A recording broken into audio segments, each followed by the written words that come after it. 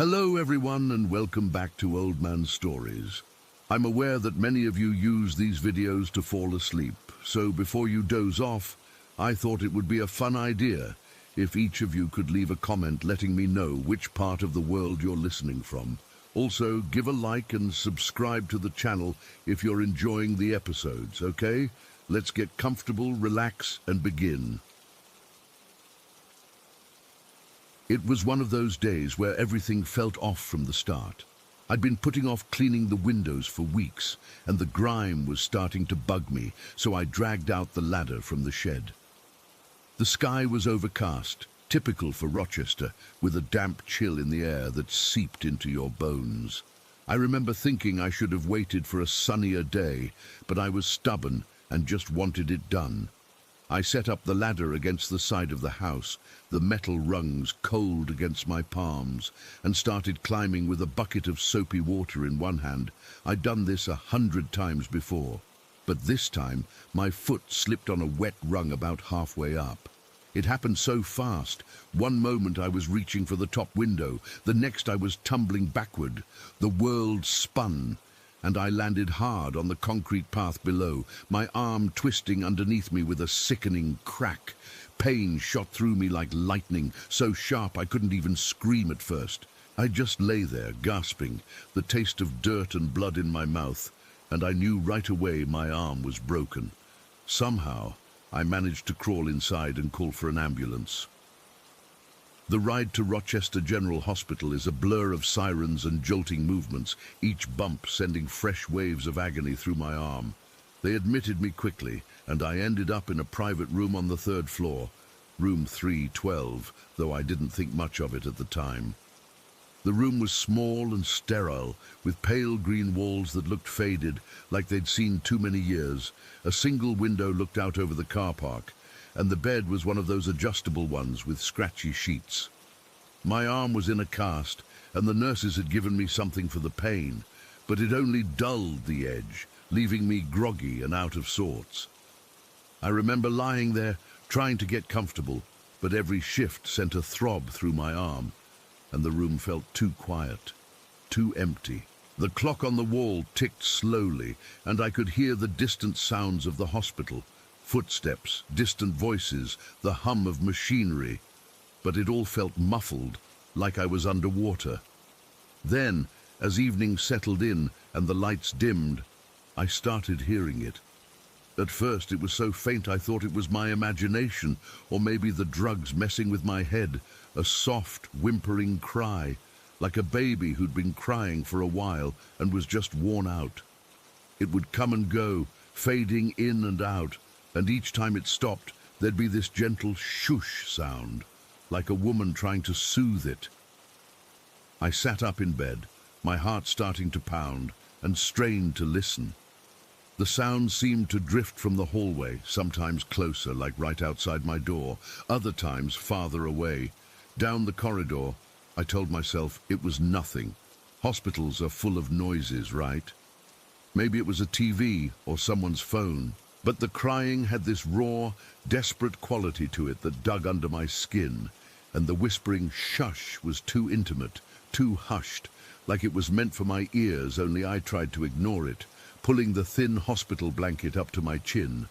But the crying kept coming back, a little louder each time. My skin prickled with goosebumps, and I felt cold all over. Despite the room being warm, I remember glancing at the door, half expecting to see a shadow or something move.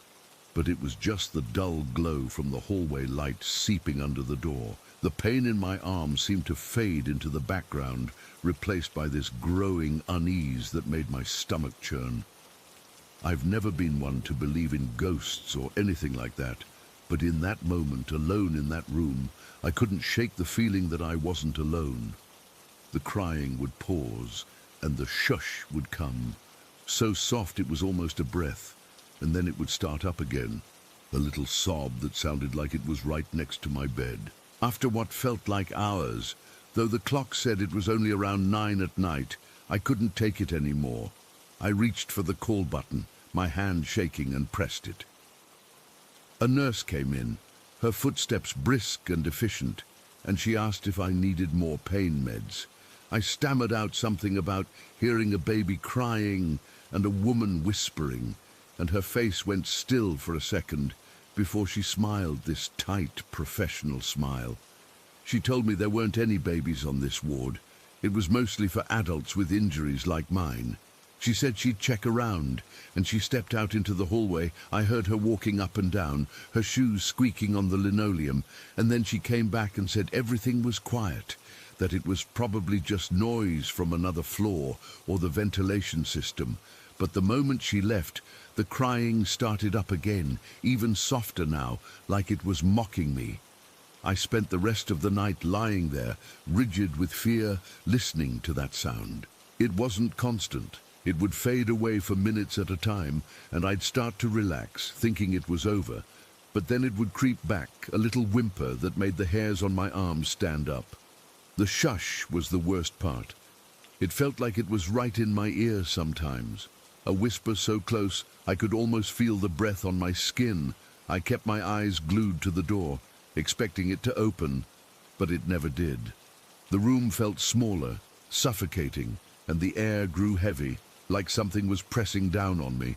I remember clutching my broken arm, the cast feeling too tight, and I started to sweat despite the chill. My mind raced with stupid explanations. Maybe it was a recording or someone playing a prank. But deep down, I knew it was real, and it was happening to me. As the night dragged on, the sounds seemed to get more intense, like they were feeding off my fear. At one point, I thought I heard a faint rustling near the window, but when I looked, there was nothing. The crying would rise to a weak wail before being hushed, and each time, my heart would hammer against my ribs so hard I thought it might burst. I tried to distract myself by thinking about home, about getting out of there, but my thoughts kept circling back to that noise. It was around 3 in the morning when it peaked. The crying was so clear, so close, I could almost picture a tiny face screwed up in distress, and the shush was so gentle it made my skin crawl.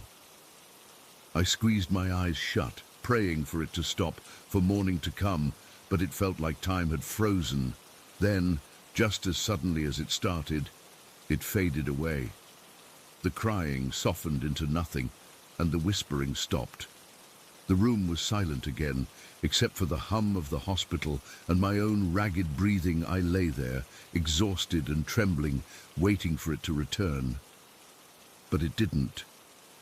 The first light of dawn crept through the window, casting weak shadows across the floor, and I finally let myself believe it was over. But the fear had sunk deep into me, and I knew I'd never forget that night. Years later, I'd learned the truth about room 312, but in that moment, all I felt was a cold dread that clung to me like a second skin. And whenever I pass that hospital now, I can't shake the feeling that something in there remembers me, waiting. Story 2. I remember it was a Tuesday around 7 o'clock, and the sun was starting to dip below the trees. The air had that cool, damp feel you get in New England in the spring, and everything was dead quiet. No cars, no people, not even birds chirping, just the sound of my own footsteps on the pavement as I started my rounds. I had my flashlight, my radio, and that was about it. The campus is laid out with a main quad, and then these older buildings connected by walkways. There's the science building, which is kinda modern but attached to this real old schoolhouse from like the 1800s. And then the art center a little ways off. I usually started with the science building because it was closest to the guard shack. So I'm heading into the science building, and the second I push the door open, I get hit with that smell. You know, the mix of bleach and dust, like they'd cleaned it but then left it empty for weeks. The lights were off, but I had my flashlight, so I'm sweeping the beam around the first floor. Everything's normal. Desks, lab equipment covered in plastic, posters on the walls about the periodic table. I'm just doing my thing, checking doors, making sure they're locked. When I hear it, footsteps. Not mine, but running footsteps, fast and light, coming from above me, like someone sprinting across the floor upstairs. My first thought was shit, maybe some kid broke in or something. But that didn't make sense. The place was locked up tight, and I'd just come in through the main entrance, which I had to unlock myself. I stood still for a second, listening hard.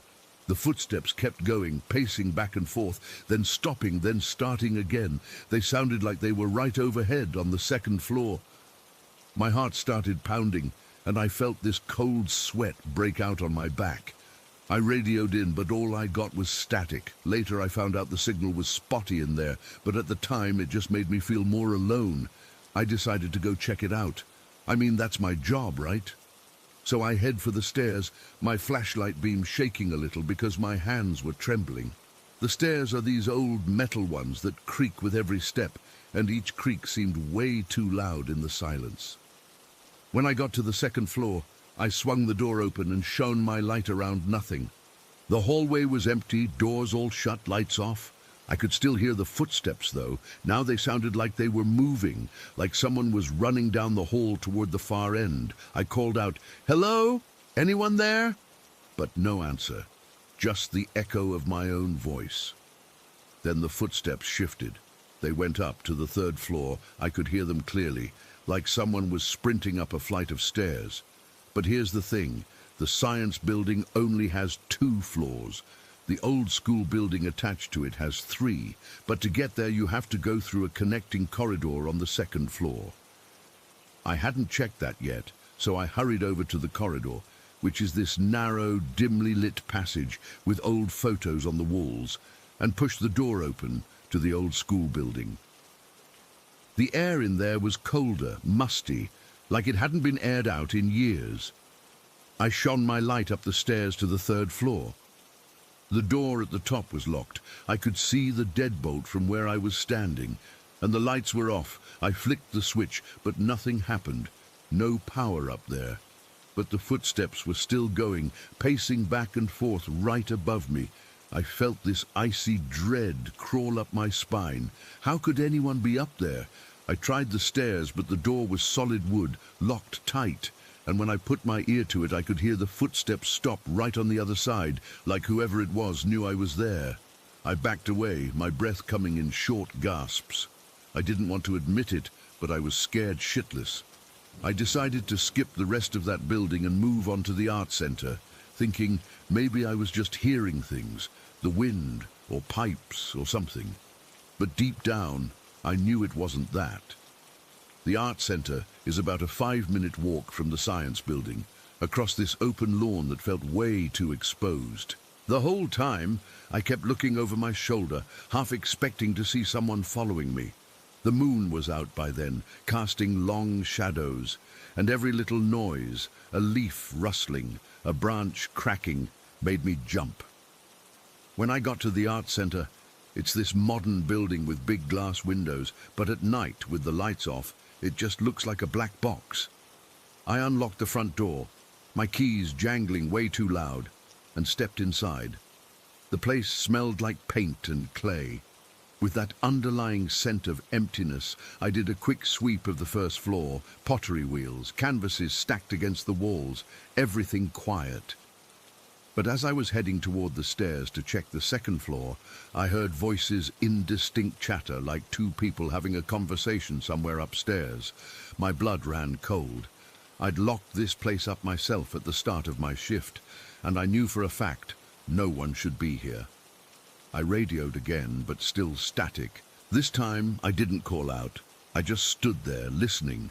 The voices were soft, murmuring, like they were trying not to be heard. One sounded higher, maybe a woman or a kid, and the other deeper. I couldn't make out any words, but it felt urgent, like an argument. I started up the stairs, moving as quietly as I could. The stairs are carpeted, so my footsteps were muffled, but my heart was hammering in my ears. With each step, the voices got a little clearer. Then suddenly, they stopped, just cut off, like someone hit a mute button. I froze on the landing. My flashlight beam pointed up at the second-floor hallway. It was dark, but I could see the shapes of doors and some sculptures lining the walls. Then out of nowhere, a door slammed, loud, like it was right in front of me. The sound echoed through the building, and I nearly jumped out of my skin. I swung my flashlight toward where the noise came from, and that's when I saw it. In the reflection of one of the glass-covered art pieces on the wall, this big framed painting with a glossy surface, I saw a face.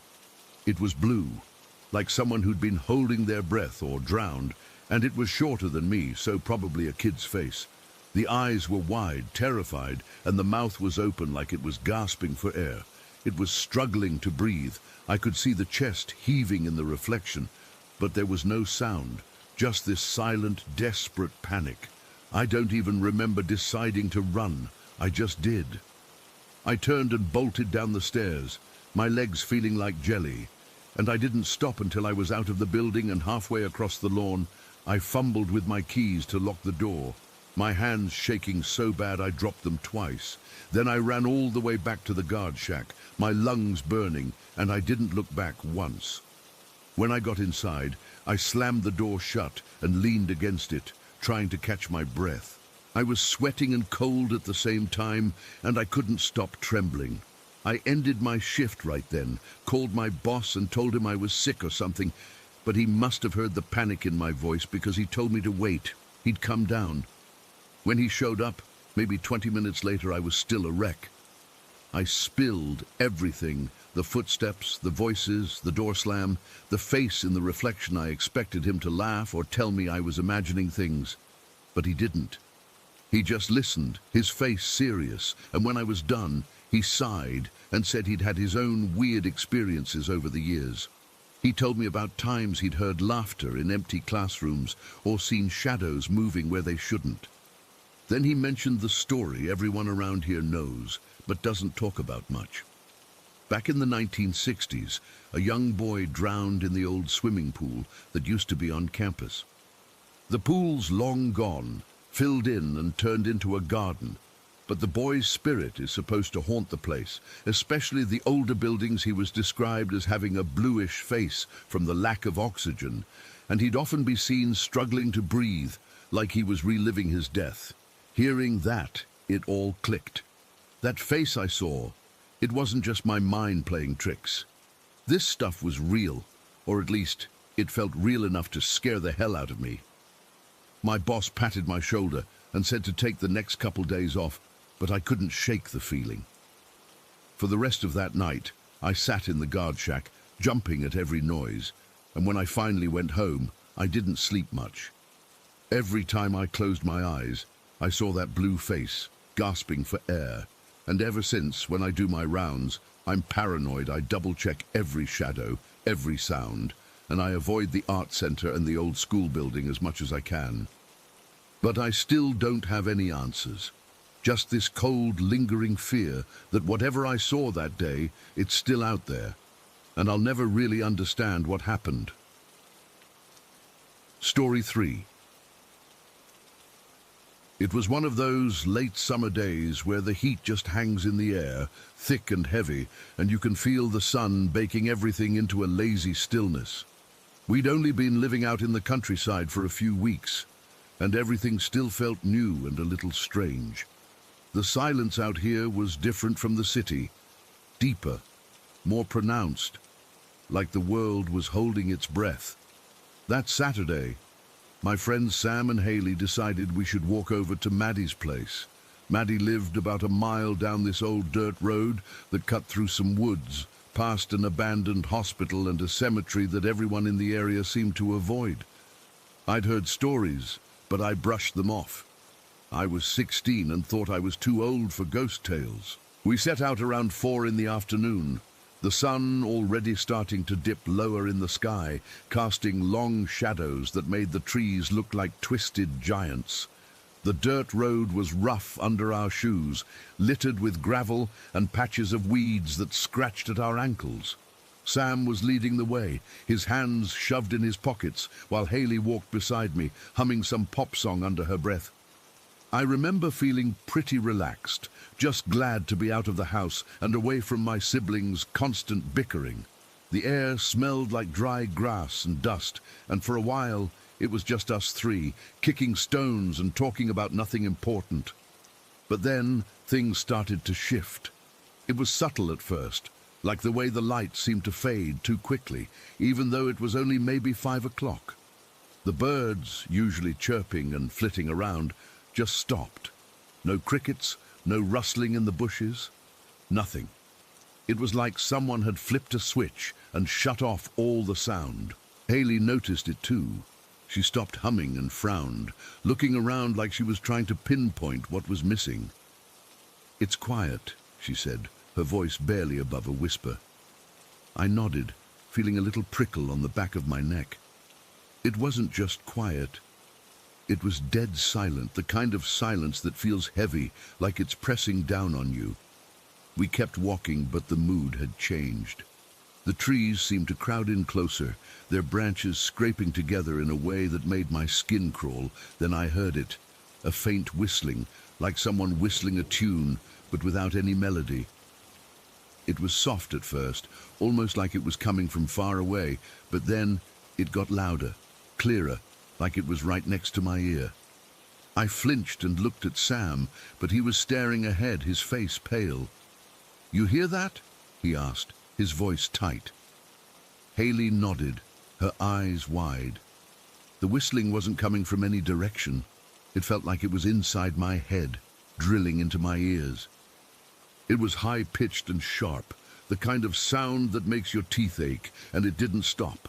It just went on and on, like someone was standing right behind me, breathing it directly into my ear. My heart started to pound, a dull thud in my chest that made it hard to breathe. I could feel sweat beading on my forehead, cold and clammy despite the heat. We picked up the pace, walking faster now, but the whistling kept pace with us, never fading. Then the whispers started. At first I thought it was just the wind rustling the leaves, but no, it was voices, low and garbled, like people talking just out of earshot. I couldn't make out any words, but the tone was wrong, like it was filled with anger or something worse. Haley grabbed my arm, her fingers digging into my skin. "What is that?" she whispered, her voice shaking. I shook my head, because I didn't know. The whispers seemed to come from everywhere and nowhere, swirling around us like a fog. That's when the trouble breathing started. It wasn't like I was out of breath from walking. It was like something was sitting on my chest, squeezing the air out of me. I had to gasp to get enough oxygen, and my lungs felt tight and raw. Sam was panting too, his face screwed up in pain.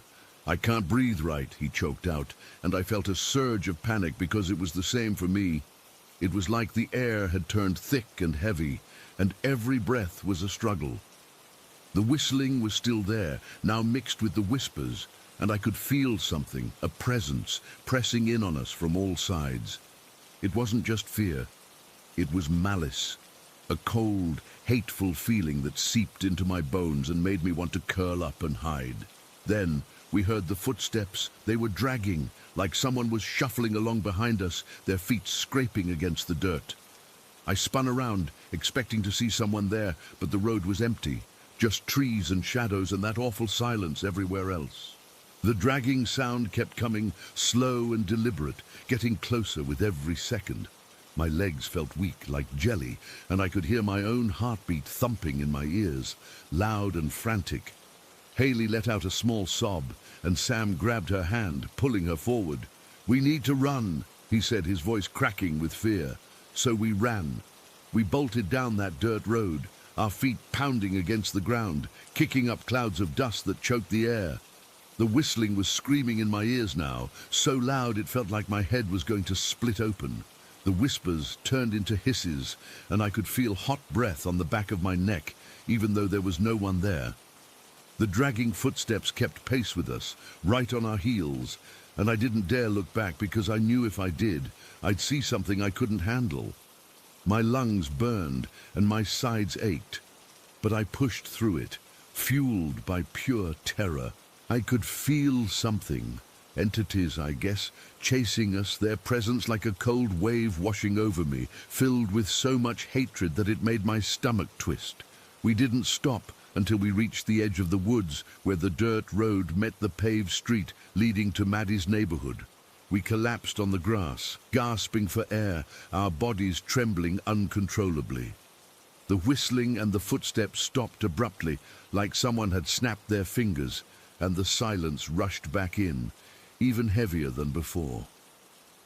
We sat there for what felt like hours, too scared to move, too scared to speak. The sun had set completely, and the darkness felt alive, watching us. We never made it to Maddie's that day. We just turned around and walked back home, sticking to the main roads, jumping at every shadow. When we got back, my mum was in the kitchen, and she took one look at us and knew something was wrong. Later that night, I had sleep paralysis.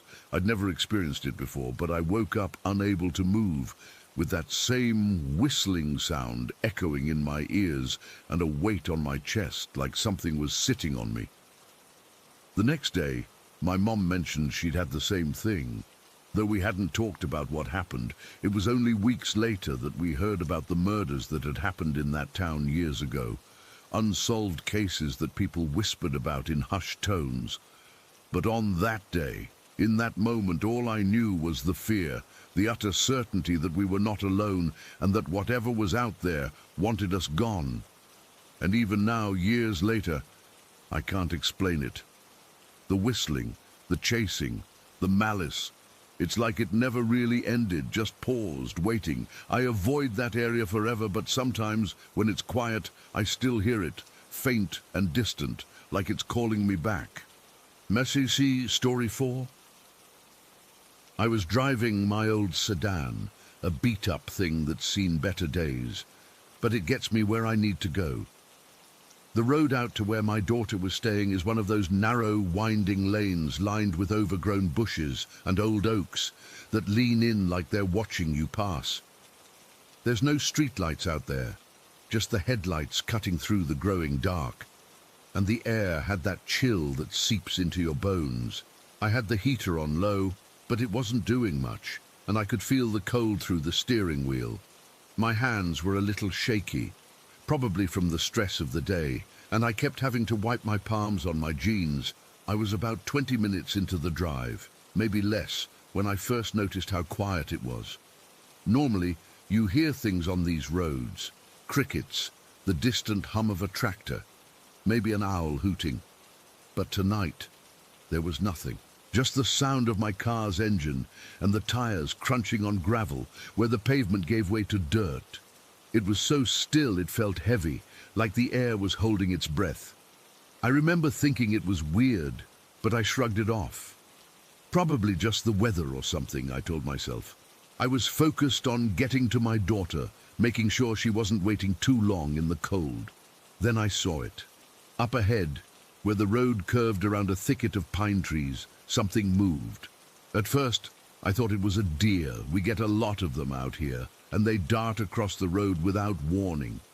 But this was different. It was black, pitch black, and it moved so fast it was like a blur. 1 second it was on the side of the road, and the next it jumped right in front of my car.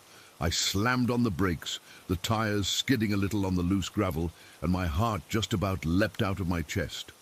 The figure wasn't tall or human-shaped, not really. It was more like a shadow that had pulled itself together into something solid, but it moved in a way that wasn't natural. It didn't run or walk. It kind of flowed, like oil spilling across the ground, and then it jumped aside into the bushes. The whole thing happened in a split second, but it felt like time slowed down. I saw it clearly in my headlights, this black, formless thing that seemed to suck the light right out of the air around it. There were no features, no face, no limbs that I could make out, just this dense, fast-moving darkness. And the silence. God, the silence was the worst part. When I hit the brakes, I expected to hear something, a thud, a rustle, anything, but there was nothing. Not a sound from the figure, not from the bushes it vanished into, nothing. It was like the world had gone mute. I sat there for a moment, gripping the steering wheel so tight, my knuckles turned white, and my breath was coming in short, ragged gasps. I could feel my pulse pounding in my ears, a loud, frantic beat that drowned out everything else. I didn't get out of the car. I don't know why. but something in me screamed not to. I just stared into the darkness where it had disappeared, half expecting it to come back. The headlights were still on, casting a shaky beam into the trees, but there was nothing there. No movement, no sound. It was like it had never been there at all. After what felt like forever, I slowly eased my foot off the brake and started driving again. My hands trembling so bad I had to hold the wheel with both hands to keep it steady. The rest of the drive to pick up my daughter was a blur. I kept checking the rearview mirror, expecting to see that thing following me, but the road behind me was empty. My mind was racing, trying to make sense of what I'd seen. Was it an animal? A trick of the light? But no. It was too real, too vivid. I remember the way it moved. It wasn't clumsy like an animal. It was deliberate, almost intelligent. And the color, it wasn't just dark. It was a black that felt alive. Like if you touched it, it would swallow you whole. When I got to my daughter's friend's house, I must have looked like a wreck. My friend's mom, she took one look at me and asked if I was okay.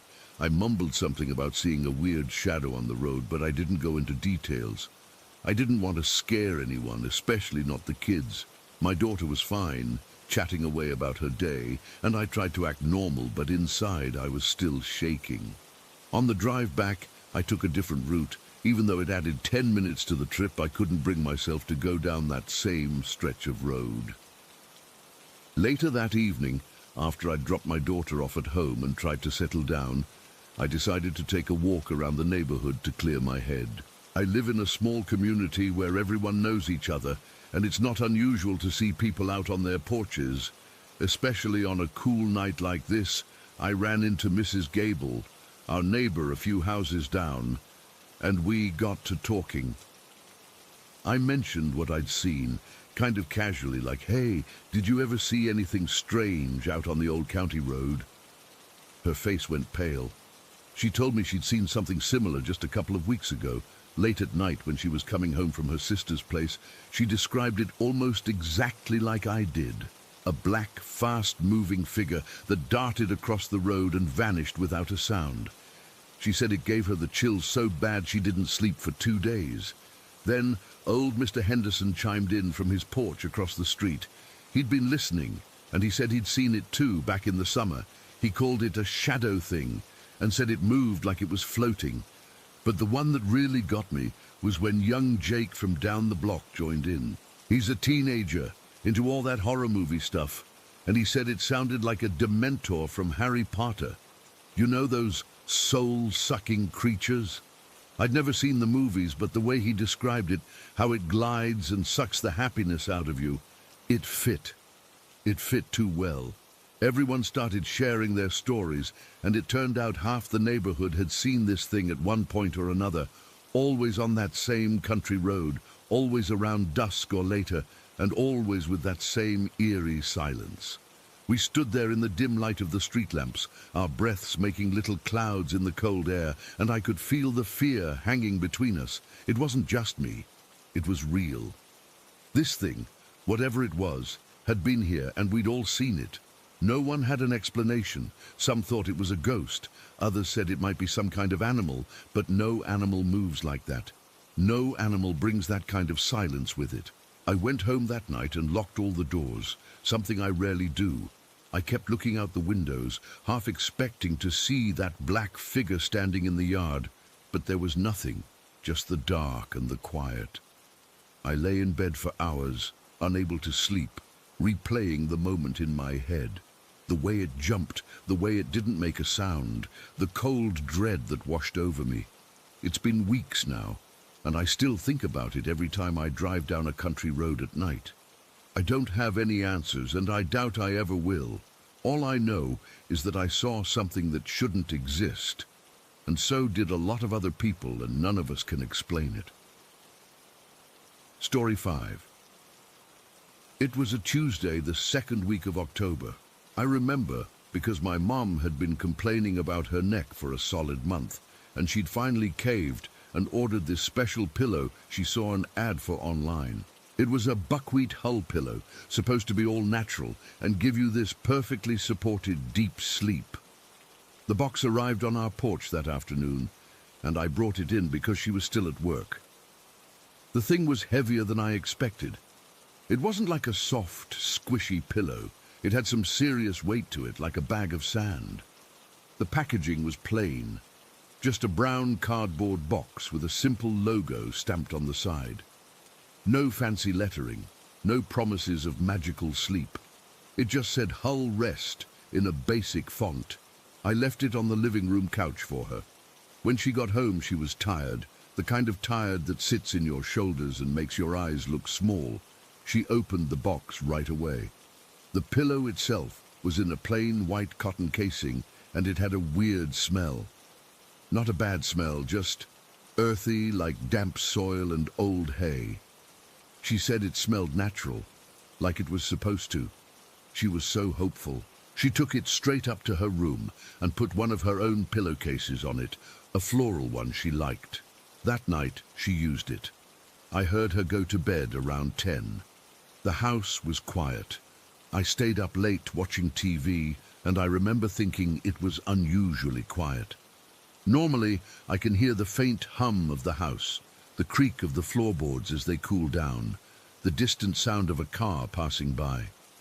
That night, there was nothing. It was a thick, heavy silence. I just figured I was tired too and went to bed. The next morning, my mom looked different. She wasn't just well rested. She was groggy.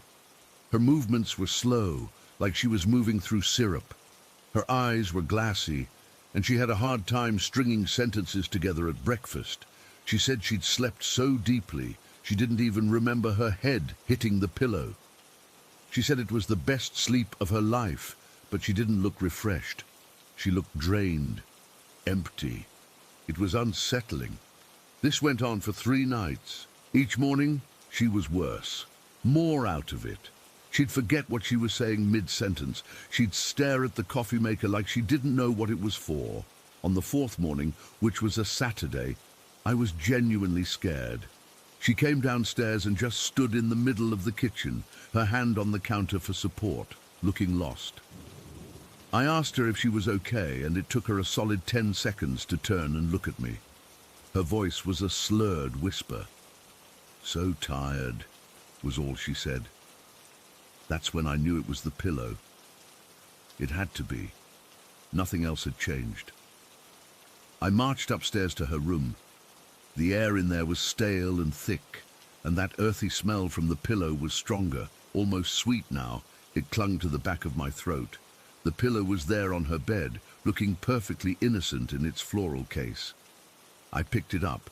It was still heavy, but now it felt warm, not body warm, but like it had been sitting in a patch of sun. It was a creepy, unnatural warmth. I took it down to the kitchen, laid a black trash bag on the floor, and got the sharpest pair of fabric scissors from the drawer. My hands were shaking. My mum just watched me from her chair, her eyes half closed. I remember the sound the scissors made when I first pierced the white cotton casing. It was a harsh, ripping sound. Then I started cutting a long seam. The buckwheat hulls started spilling out. They're these little black, triangular-shaped husks. They poured onto the black plastic bag, making a soft, rustling noise. And the smell. Oh God, the smell hit me like a wall. It wasn't just earthy anymore. It was rotten.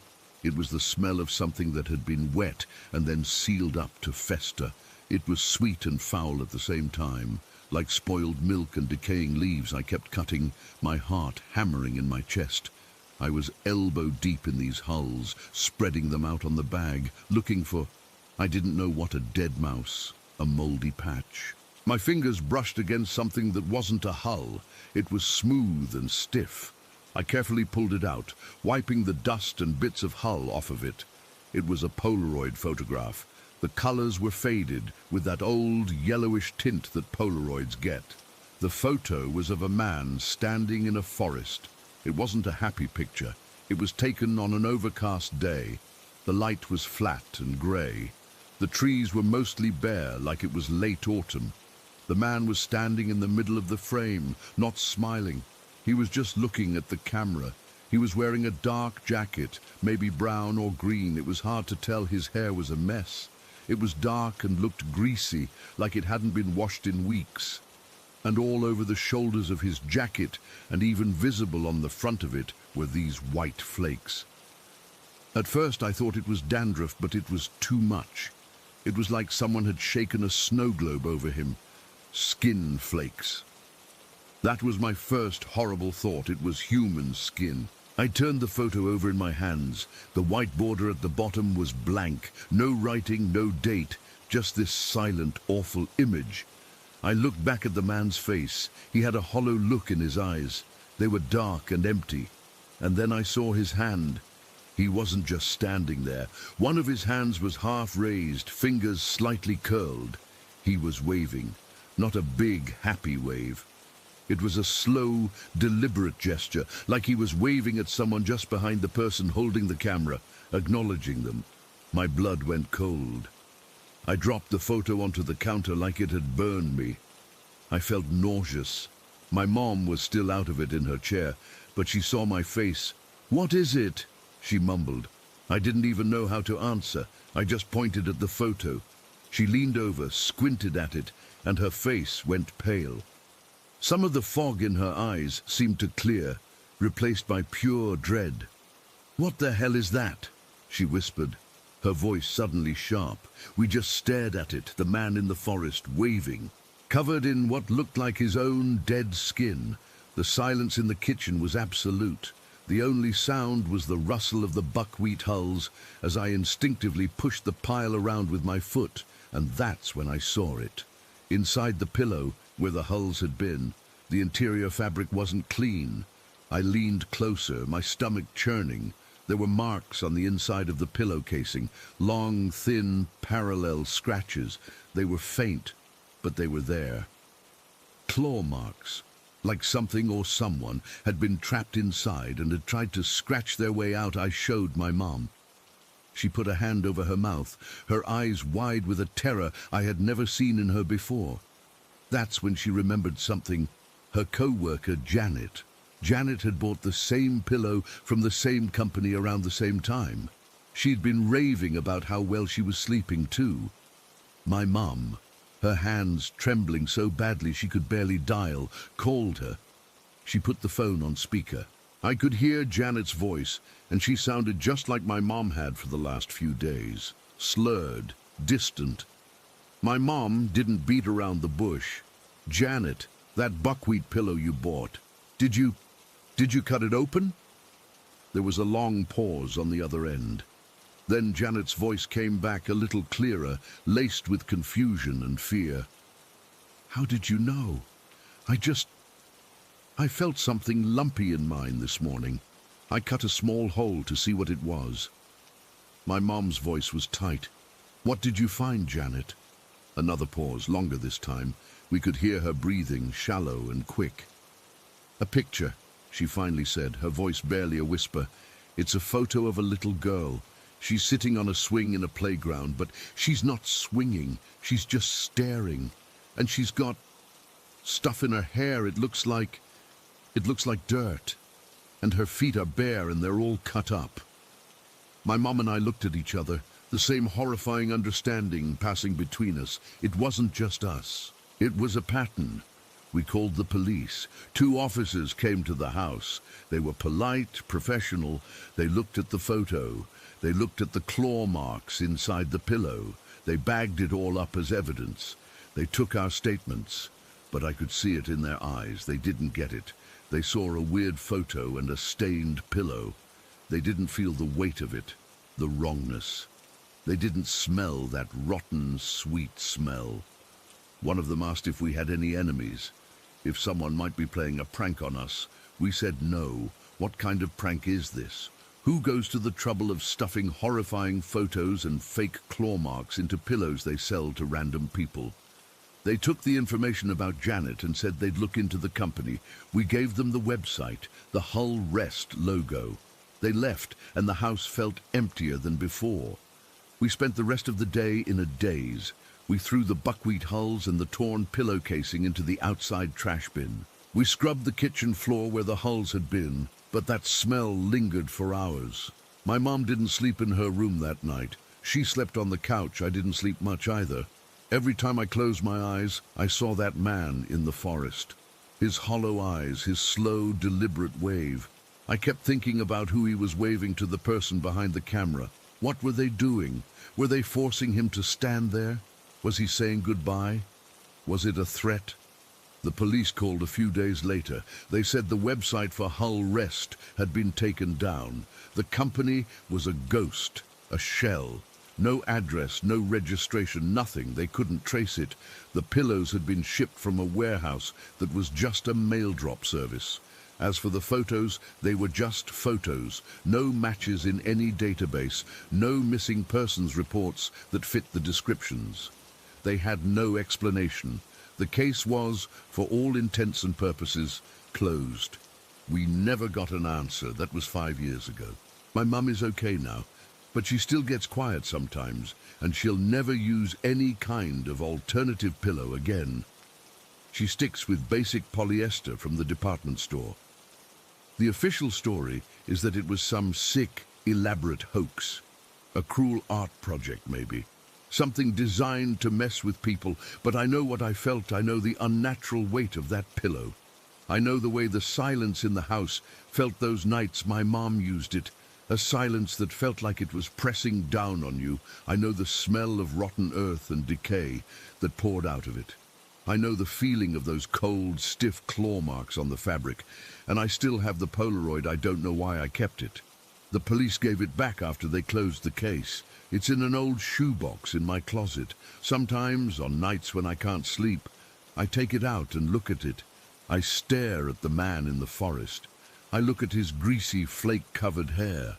I look at his empty eyes, and every single time, without fail, I see it. His hand frozen in that half-wave.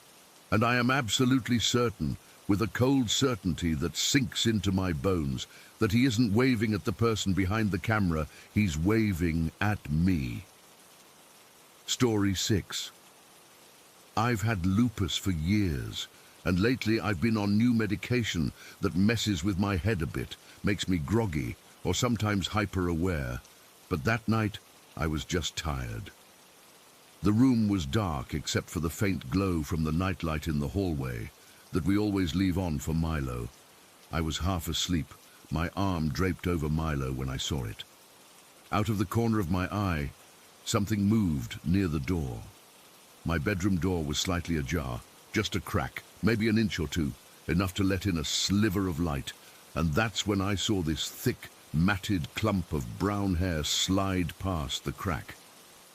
It wasn't fast, it was slow, deliberate, like someone or something was dragging it along the floor. At the same time, I heard this crackling sound, like an old radio tuning in and out, staticky and broken. It wasn't loud, but it was clear, and it sent a chill straight down my spine. My heart started pounding so hard I could feel it in my throat. I froze for a second, just staring at the door, thinking maybe I was dreaming or my meds were messing with me, but then I heard the crackling again, and I saw the hair move a little more, like it was being pulled back. I yelled out, "Who's there?" My voice came out shaky, and I tightened my grip on Milo. Camille stirred beside me, mumbling something in her sleep. I yelled again, louder this time, "Leo, is that you?" But there was no answer. Just that damn crackling. It sounded like it was right outside the door, maybe in the hallway. I was shaking now, my hands clammy. I didn't want to get up, but I had to see what it was. I carefully slid out of bed, making sure not to wake Milo or Camille, and tiptoed to the door. My legs felt like jelly, and every creak of the floorboards under my feet made me jump. I peered through the crack into the hallway. Nothing. The nightlight was still on, casting a weak yellow glow, but the hallway was empty. No hair, no radio, nothing. Just the usual stuff. The framed photos on the wall, the rug runner, the door to the bathroom slightly open. I could feel my breath catching in my chest, and I called out for Leo again, even though I knew he wasn't home yet. A minute later, I heard the front door open and close. It was Leo getting back from work. I rushed out to the hallway, my heart still racing, and told him what I saw. He gave me this look, half concerned, half skeptical, like he thought I was just stressed or something. He checked the whole house, even the closets and under the beds, but found nothing. No sign of an intruder, no hair, no radio. He said it was probably the wind or a shadow, but I knew what I saw. The hair was real, and that crackling, it wasn't from any device we own. We don't even have a radio in the house. Leo hugged me and said to try to sleep, that everything was fine, but I couldn't shake the feeling that something was wrong. We went back to bed, but I couldn't sleep. I lay there for what felt like hours, listening to every little sound. The house is old, so it creaks a lot. But tonight, every creak felt intentional, like someone was walking around. Milo was still asleep, thank God, and Camille was out cold. Leo eventually fell asleep beside me, his breathing deep and steady, but I was wide awake. My mind kept going back to that hair. It was coarse, almost like animal hair, but too thick for a pet. We don't have any pets, and the crackling, it reminded me of those old horror movies, but this was real, happening in my home. Sometime later, I'm not sure how long, I woke up to a loud creaking sound right outside my door. It wasn't the usual house settling noise. This was deliberate, like footsteps, heavy, slow footsteps. I sat up in bed, my heart hammering again. Leo was still asleep next to me, and Milo was curled up, but Camille had shifted in her sleep. I reached for my phone on the nightstand to check the time, but it wasn't there. I patted around, thinking I might have knocked it off, but nothing. My phone was missing. I always leave it on the nightstand when I sleep, so this was weird. Panic started to set in, not just because of the phone, but because of the creaking. It was getting louder, like whatever was out there was pacing back and forth. I carefully got out of bed again, trying not to wake anyone. The floor was cold under my bare feet, and I could feel the goosebumps on my arms. I crept to the door and pressed my ear against it. The creaking was right there, on the other side. It sounded like someone was walking slowly, back and forth, but the steps didn't match Leo's. Leo walks with a heavier tread, and this was lighter, more shuffling. I remembered that Leo was in the bathroom. I could see the light under the door from the hallway, so it couldn't be him. The bathroom is down the hall, and the creaking was right outside my bedroom door. I cracked the door open just enough to peek out. The hallway was dim, but I could see the bathroom light on, and I heard the sink running. Leo must have been washing up. But the creaking was still there, and now it sounded like it was coming from both directions, like there was more than one thing out there. My breath hitched, and I felt a cold sweat break out on my forehead. I wanted to call out to Leo, but my voice was stuck in my throat. I just stood there, frozen, watching the hallway. Then something shifted. The air felt different, thicker, like I was swimming through syrup.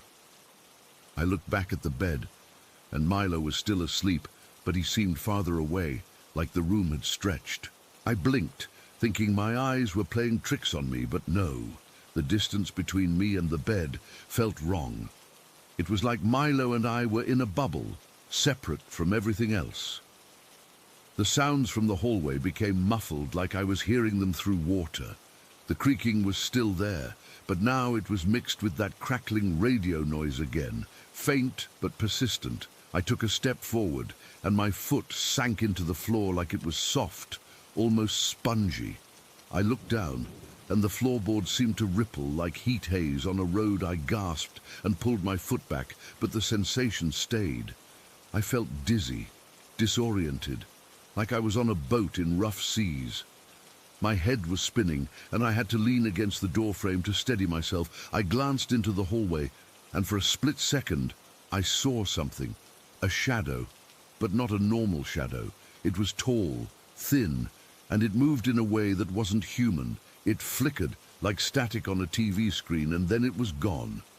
My chest tightened, and I could feel my lupus flaring up, a dull ache in my joints, a fatigue that made everything heavier. But this was different. It was like the illness was feeding off the fear. I forced myself to move, to go back to the bed. but when I turned, the bed seemed miles away. Milo was still there, sleeping peacefully, but Camille was sitting up now, her eyes wide with fear. She whispered, "What's happening?" But her voice sounded distant, like she was calling from another room. I stumbled toward the bed, my legs feeling like lead. The creaking outside the door grew louder, more frantic, and I heard what sounded like scratching, like nails on wood. I reached the bed and grabbed Milo, holding him close. He stirred but didn't wake. Camille clung to my arm, her fingers digging into my skin. We just sat there, huddled together, listening to the chaos outside the door. The crackling radio noise got louder, and I could almost make out voices in it, garbled and distorted, like someone trying to speak through interference. Then, as suddenly as it started, everything stopped. The creaking, the scratching, the crackling, all of it just vanished. The air felt normal again, thin and clear. The room snapped back to its usual size, and Milo was right there in my arms, solid and real. Camille let out a shaky breath, and we both looked at each other, not saying anything. A few moments later, Leo came out of the bathroom, yawning and rubbing his eyes. He saw us sitting there, wide-eyed and pale, and asked if everything was okay. I just nodded, too scared to speak. After he went back to bed, I noticed something on my desk across the room. My phone was sitting there right in the middle, screen dark. I always charge it on the nightstand, so there's no way it should have been on the desk. I got up, my legs still wobbly, and picked it up. It was cold, like it had been outside, but the battery was full. No missed calls, no messages, just sitting there, as if it had never been missing. I didn't sleep the rest of the night. I just held Milo and watched the door, waiting for something to happen again. But nothing did. The house was quiet, too quiet, like it was holding its breath.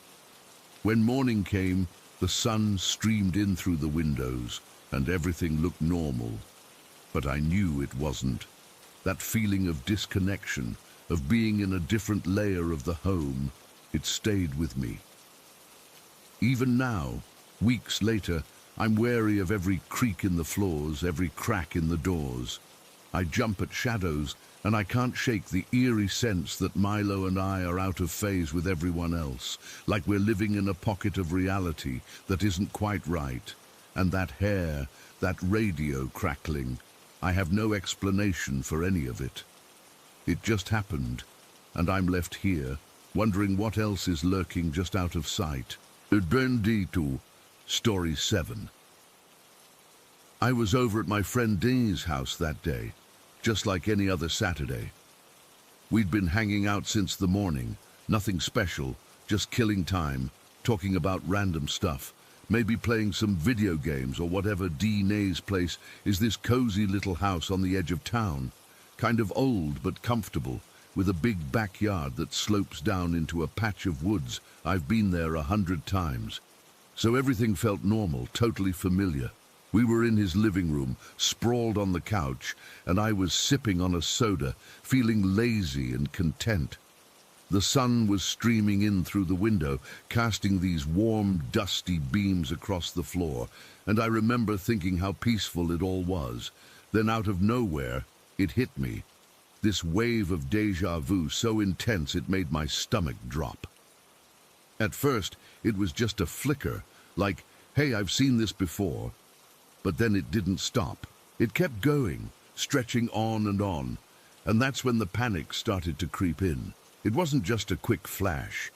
It felt like I was stuck in a loop, like one of those old film strips where the same few frames keep repeating over and over. I could see Dean sitting across from me, his hand reaching for the remote, and I knew exactly what he was going to do next. But it was happening again, and again, and again. His fingers would twitch, he'd adjust his glasses, and then he'd say something about the game we were watching. But it was all exactly the same, word for word, gesture for gesture. I tried to shake it off, thinking maybe I was just tired or something, but it only got worse. My heart started pounding in my chest, a heavy, frantic rhythm that made it hard to breathe. I could feel sweat beading on my forehead, and my hands got all clammy. I looked around the room, and everything was repeating. The way the light hit the coffee table, the sound of the clock ticking on the wall, even the faint smell of pizza from earlier. It was like I was trapped in a bubble where time had stopped moving forward and was just spinning in place. I kept waiting for it to break, for something to change. But it didn't. Minutes felt like hours, and I started to feel dizzy, like the room was tilting.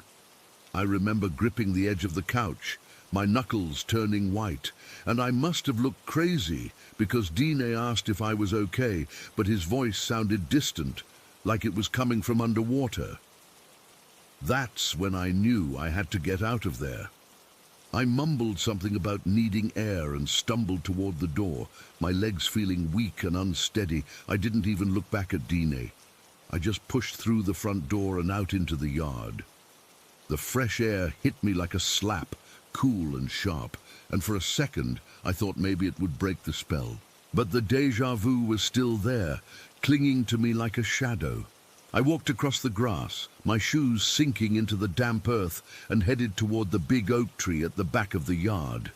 That tree has been there forever, its branches spreading out like arms, and I've always liked sitting under it. But today it felt different. As I got closer, a breeze picked up, rustling the leaves above me. It was a gentle wind, not too strong, but it sent a shiver down my spine. Then something weird happened. That breeze seemed to wrap around me, and for a moment I felt this strange connection to everything, like I was part of the tree, the air, the whole universe. It wasn't a happy or peaceful feeling. It was terrifying. It was as if I could feel the roots of the oak digging into the ground, the leaves breathing, the earth turning beneath my feet. My head spun, and I had to lean against the trunk to keep from falling. The bark was rough under my fingers, and I could smell the dampness of the soil and the faint scent of rain in the air. But it was that connection that scared me the most. It was too big, too overwhelming, like I was losing myself in something huge and ancient. I stood there for what felt like ages, just trying to catch my breath. The déjà vu slowly faded, but the fear didn't. My heart was still racing, and I felt exposed, like someone was watching me. I glanced around, but the yard was empty except for a few birds chirping in the distance. Dini hadn't followed me out, and I was grateful for that because I didn't know how to explain what was happening.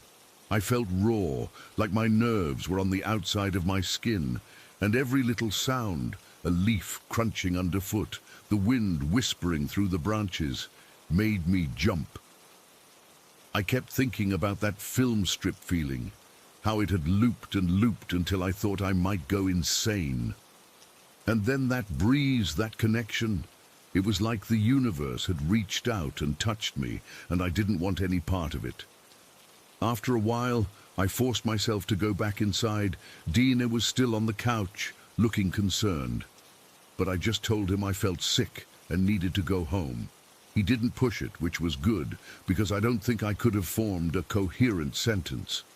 I drove back to my apartment, my hands shaking on the steering wheel the whole way. Every stoplight, every turn felt like it might trigger another episode, but thankfully, it didn't. When I got home, I collapsed on my bed and just lay there, staring at the ceiling. The room was quiet, but my mind was racing. I couldn't stop thinking about what had happened, how real it felt, how it wasn't just in my head. I needed something to distract myself, so I decided to tidy up a bit. That's when I found the book. It was an old one I'd picked up from a thrift store months ago, just sitting on a shelf in my living room. I'd never really read it. It was one of those random buys because the cover looked interesting. But as I was dusting, my eyes caught the title, and something made me pull it out. I flipped it open, not expecting much, and started skimming through the pages. Then I saw it, a passage that described exactly what I'd experienced word for word. It talked about a déjà vu that lasts for minutes, feeling like a film strip stuck on repeat, and how it can lead to a moment outdoors where a breeze from an oak tree makes you feel connected to the universe, filling you with terror. I read it over and over, my heart sinking with each line. It was all there, every detail, even the part about panicking and going outside. I dropped the book like it was on fire, and I just stood there, frozen. The room felt cold, and I could hear my own breathing, shallow and quick. That confirmation, seeing it in print, made it all real in a way I couldn't ignore. I've never been able to explain it, not then, not now. And sometimes I still wake up in the middle of the night, feeling that breeze on my skin, and I'm right back there, under that oak tree, connected to something I don't understand. Story 8. I still don't know how to talk about what happened that day without my hands shaking. I've typed this out and deleted it more times than I can count. But I need to get it out there, because keeping it bottled up is eating me alive. Maybe someone here will believe me. Or maybe you'll think I'm crazy. But I swear on everything, this is real. It started like any other morning. If you can call any morning normal when you live where I do. Our house is tucked right on the edge of this thick, ancient forest. So close that the trees seem to lean in like they're trying to listen in on us. And just beyond the tree line, there's an old cemetery that nobody's tended to in decades. Most of the headstones are cracked and covered in moss, and the whole place has this heavy, silent feeling, like the air itself is holding its breath. We moved here a couple of years ago because my dad got a good deal on the property.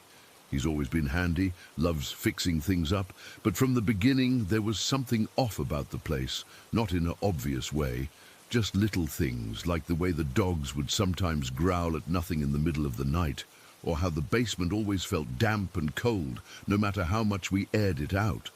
That particular day I woke up feeling groggy, like I hadn't slept at all. The air in my room was stuffy, thicker than usual, and I remember pushing myself out of bed because it felt hard to breathe. My brother's room is right across the hall from mine, and I could hear him moving around already, which was weird because he usually sleeps in late. When I opened my door, the hallway was dim, even though it was morning, and the light from the window seemed weak, like it was struggling to get through. I didn't think much of it at first, just figured it was one of those overcast days. But now I know better. I went downstairs to the kitchen, and my dad was already there, sipping coffee and staring out the window toward the forest. He looked tired, with dark circles under his eyes, and he kept rubbing his lower back like it was bothering him. A few months back, he'd decided to fix the basement floor himself. It was cracked and uneven, and he thought it was causing drafts. But ever since he started that project, things had been off. He'd wake up in the middle of the night with this sharp electric pain shooting through his legs, and the house would feel suffocating, like the walls were closing in. That morning, he mentioned the pain was back, worse than before, and he said the house felt heavy, like something was pressing down on us. I shrugged it off, thinking it was just stress or the weather, but I should have listened. The dogs were acting strange right from the start. We have 2 German shepherds, usually calm and well-behaved, but that day they were on edge. They'd pace around the house, their ears perked up, and every now and then they'd let out this low, guttural bark toward the basement door. It wasn't their usual "someone's here" bark. It was deeper, more aggressive, like they were warning something off. I tried to calm them down, but they wouldn't settle, and the hair on their backs was standing up. That's when I first felt it. A chill, not like the cold from outside, but something else, like a draft that came from nowhere and made the tiny hairs on my arms stand up. I decided to grab a snack and head back upstairs, but as I walked through the living room, I caught movement out of the corner of my eye. At first, I thought it was just a shadow from the trees outside, but when I turned, there was nothing there. The room was empty, but the air felt colder, and I had this sudden urge to get out of there. I hurried up the stairs, and that's when I saw it for the first time that day, a tall, pitch-black figure at the end of the hallway. It was just standing there, not moving, and it was so dark that it seemed to suck the light out of the air around it. I froze, my heart hammering in my chest, and for a second I couldn't breathe. Then it was gone, like it had never been there, but the cold spot lingered, and I could still feel where it had been, like a patch of ice in the air. I didn't say anything to my dad or brother. I didn't want to scare them, and part of me was hoping I'd imagined it, but deep down, I knew I hadn't. The rest of the morning passed in a blur. I tried to distract myself with homework, but I kept hearing noises, soft scraping sounds, like something dragging against the walls. At one point I went to check on my brother, and he was sitting on his bed, staring at the wall with this blank expression. He's younger than me, and he's always been a bit sensitive, but he looked pale, and when I asked if he was okay, he just shook his head and said he felt like someone was watching him. Then he mentioned something about a protector. He said he'd seen a man in a grey-blue suit standing in his room at night, and that the man made him feel safe. I didn't know what to make of that. It sounded like a kid's imagination, but the way he said it sent chills down my spine. By afternoon, the house felt worse. The air was so thick it was hard to swallow, and the temperature kept dropping in random spots. I'd walk from one room to another and step into a pocket of cold that made me shiver. The dogs were still barking, and now they were refusing to go near the basement door, whining and backing away whenever we tried to lead them down there. My dad decided to take a break and go outside to work on his truck. He'd been having issues with it lately, and he thought some fresh air would help. I stayed inside, trying to act normal, but I couldn't shake the feeling that something was wrong. That's when things really started to escalate. I was in my room, trying to read, when I heard the dragging sound again, louder this time, like something was being pulled along the hallway wall. I crept to my door and cracked it open, and there it was, the black figure, closer now, and I could see how unnaturally long its limbs were, dangling and thin, like sticks. It didn't have a face, just this smooth, dark surface where features should be, and its head was tilted to the side, as if it was listening or studying something. It moved slowly, dragging one hand against the wall, and the sound was like nails on chalkboard, making my teeth ache. I slammed the door shut and locked it, my hands trembling so bad I could barely turn the knob. I pressed my ear to the door and heard it stop right outside, and for a long moment there was silence, then a soft, icy breath against the wood, like it was right there, waiting. I don't know how long I stood there, but eventually I heard my brother call out from his room, and the sound broke whatever spell was holding me. I rushed out, and the hallway was empty, but the cold was intense, like walking into a freezer. My brother was sitting on his bed, wide-eyed, and he whispered that he'd seen the figure too, leaning over him while he was trying to nap. He said it felt heavy, like a weight on his chest, and he couldn't move or scream. Hearing him say that made my stomach drop, because I knew it was real, and it was targeting him. The rest of the day blurred into a nightmare. My dad came back inside, looking shaken. He said the truck had almost rolled on him when he was under it, like someone had released the brake, but he was sure he'd said it. That's when we all knew we had to do something. We'd tried cleansings before. My mum was into that kind of stuff before she passed, and we had some salt lamps and holy water lying around, but they never lasted. This time, though, we were desperate. As evening fell, the house grew darker, and the shadows seemed to move on their own, twitching and shifting in the corners of my vision. The dogs were barking non-stop now, and at one point I felt fingers brush against my back, cold and bony, but when I spun around, no one was there. Then, out of nowhere, I got shoved hard from behind, stumbling into the wall, and there was no one near me. That's when the fear really set in, this raw, primal terror that made my legs feel weak. We gathered in the living room, my dad, my brother, and me, and decided to do the cleansing right then. My dad lit the salt lamps, and we sprinkled holy water around the doors and windows, saying prayers we barely remembered. The air felt charged, like before a storm, and the shadows in the room seemed to pull away from the light. For a while, it felt like it was working. The cold eased up, and the dogs quieted down. But then, as we were finishing, I glanced toward the hallway, and I saw the figure again, standing in the doorway to my brother's room. It was taller than before, and its head was tilted at that same odd angle, and I knew it was watching us. My brother saw it too, and he started crying, saying the protector was gone, and this thing was all that was left. The climax hit when we were about to call it a night. I went to check on my brother one last time, and when I opened his door, the figure was hovering over his bed, its long limbs stretched out, and the air around it was so cold it felt like ice. It was leaning down, its head close to my brother's, and I could feel this pressure, like it was sucking the warmth out of the room. I screamed, and my dad came running, and we shouted at it, throwing more holy water, and suddenly it was gone, just vanished, like it had never been there. The room warmed up almost instantly, and the heavy feeling lifted, but the silence that followed was deafening. We spent the rest of the night huddled together, too scared to sleep, and by morning, the house felt quiet, truly quiet, for the first time in months, but we were changed. I could see it in my dad's eyes, in the way my brother flinched at sudden noises, and in the way I still jump at shadows. We never saw the figure again after that night, and the cleansing seemed to hold, but I'll never forget the sight of it leaning over my brother, or the feeling that something dark had been targeting us, waiting for the right moment to strike. To this day, I can't explain what it was, or why it happened, but I know it was real, and it left a mark on us that's never going away. Story 9. It was one of those days that starts too early and never really gets going right.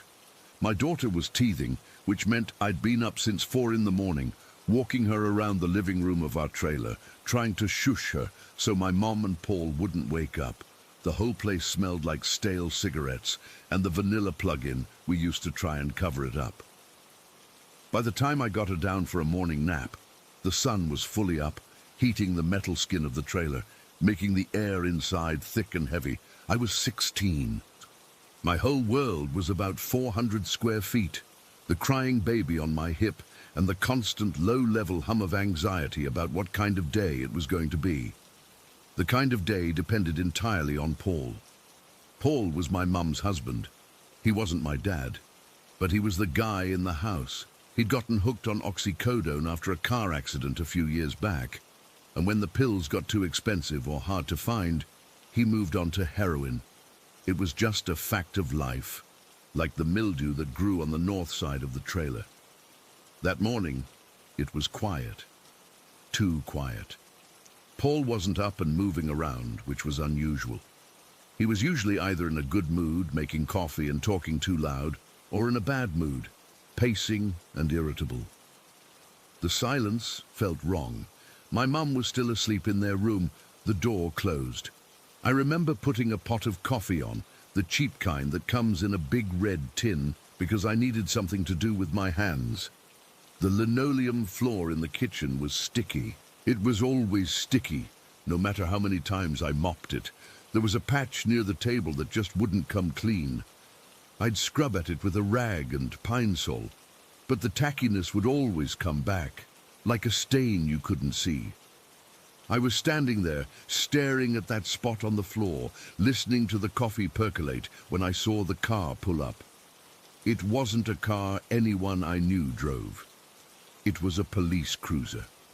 My first thought, my only thought, was that they were coming for Paul, that he'd done something stupid, gotten caught with something. My heart just dropped into my stomach. I remember my hand going to my throat, a stupid girlish gesture I'd seen in movies. But it was real. I was frozen, watching 2 officers get out of the car. They didn't rush. They walked up to our steps, their boots making a solid, heavy sound on the wooden stairs. I opened the door before they could knock. I didn't want them to knock and wake the baby.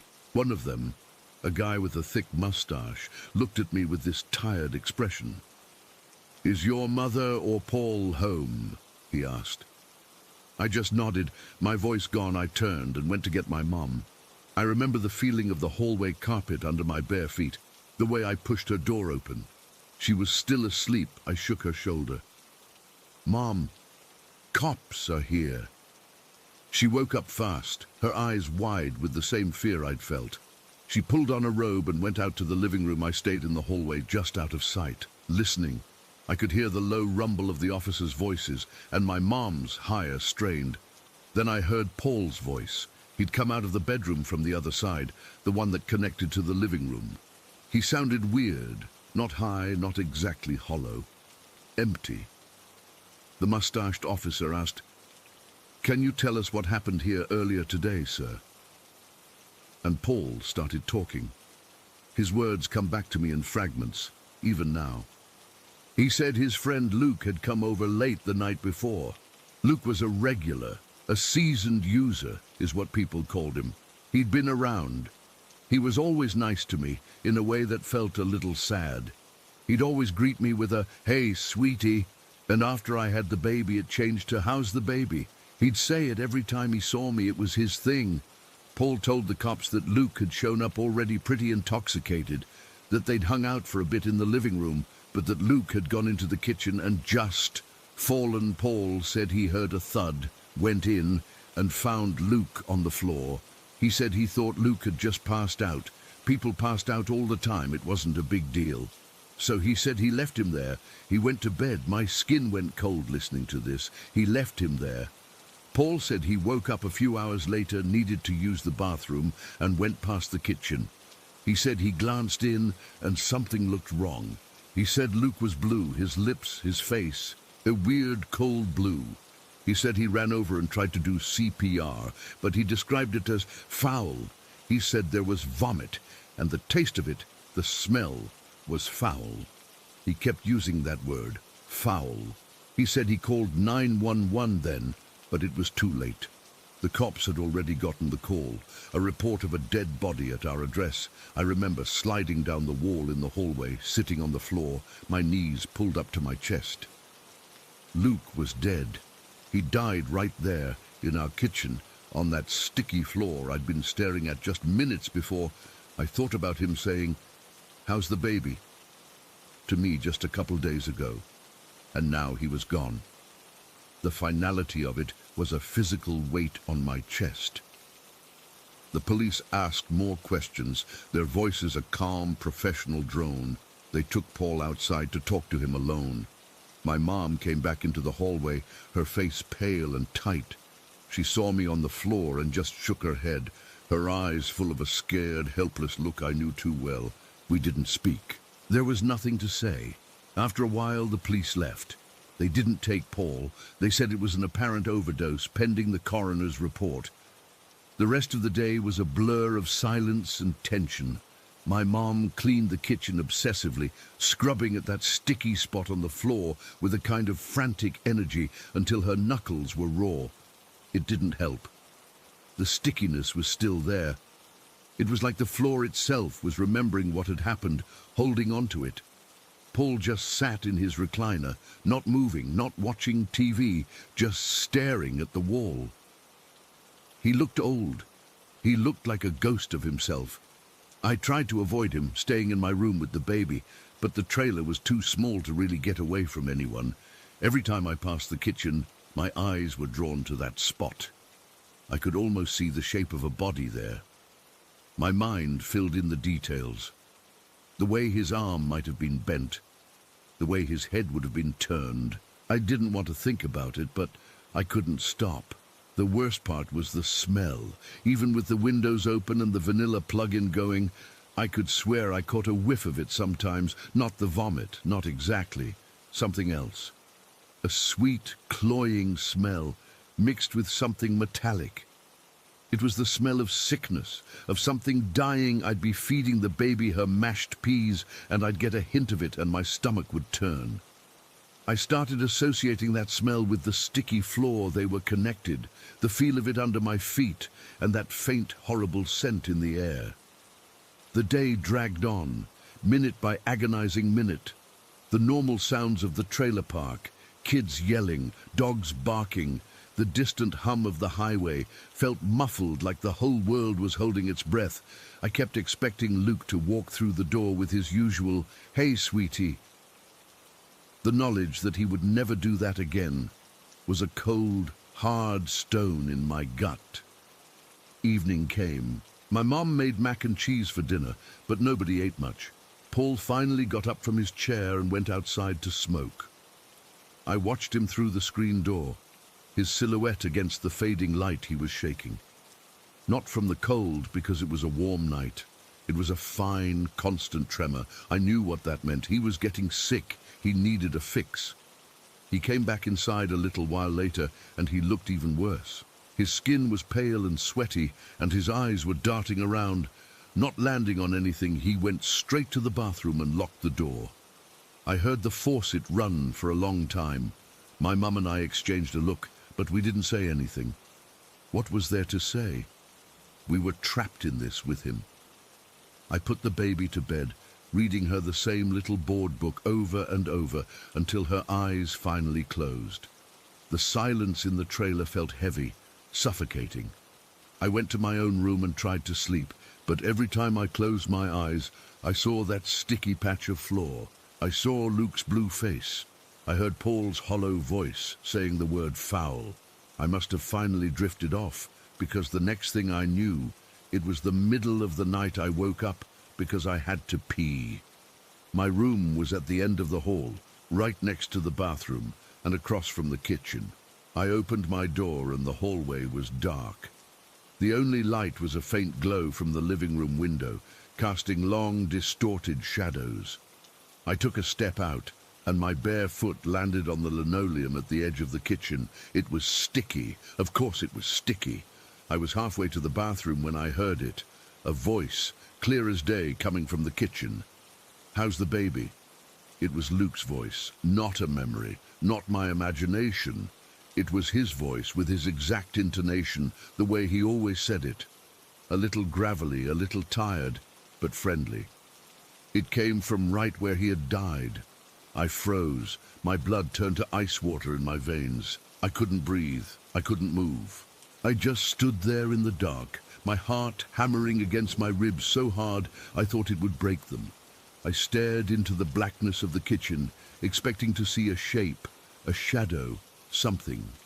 There was nothing. Just the dark and the sticky floor and that voice hanging in the air. It wasn't a whisper, it wasn't ghostly or echoey. It was a normal speaking voice, like he was standing right there.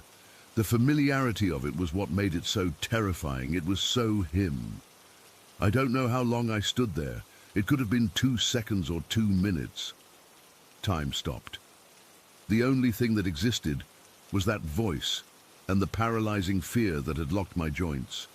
Finally, a sound from my mom's room broke the spell, the creak of her bed springs. I stumbled forward into the bathroom and locked the door. I didn't turn on the light. I sat on the closed toilet lid in the pitch black, shaking, my arms wrapped around myself. I didn't pee. I forgot why I had even gotten up. I stayed in there until the sky started to lighten outside the little bathroom window. I didn't hear the voice again.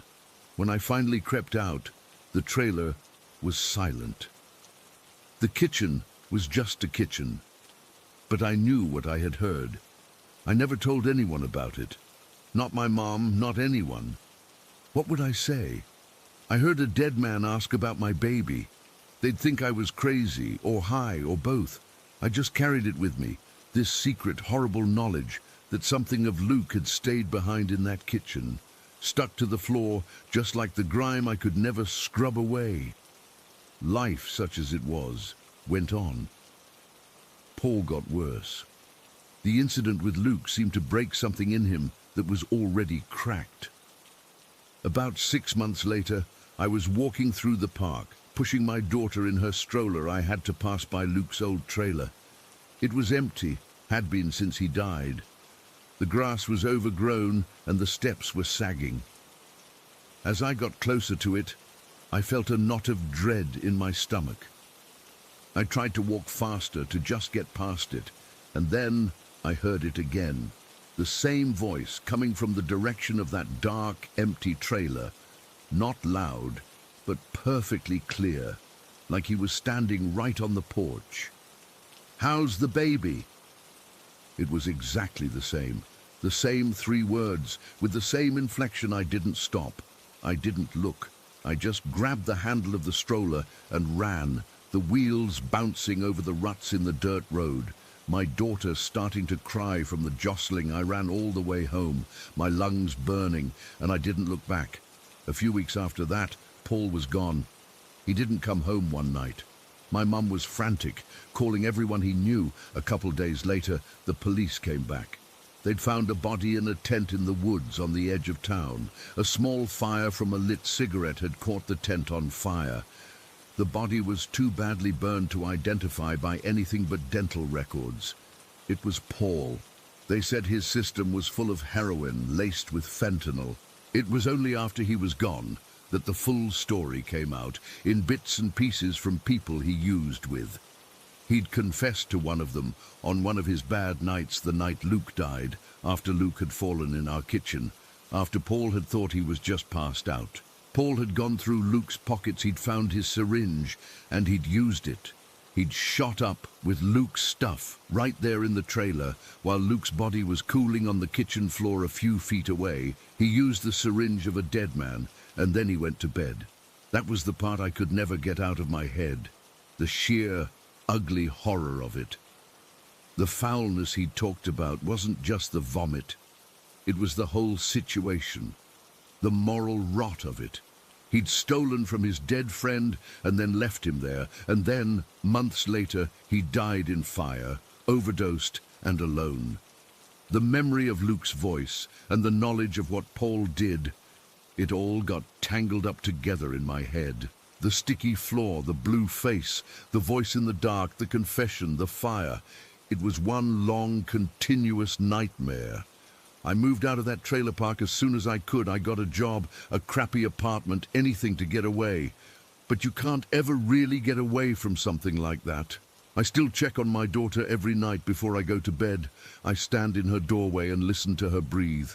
And sometimes, in the dead quiet of the night, if the floorboards creak just right, or the wind sounds a certain way outside, I'll freeze, my heart will stop, and I'll wait, listening, terrified that I'll hear it again.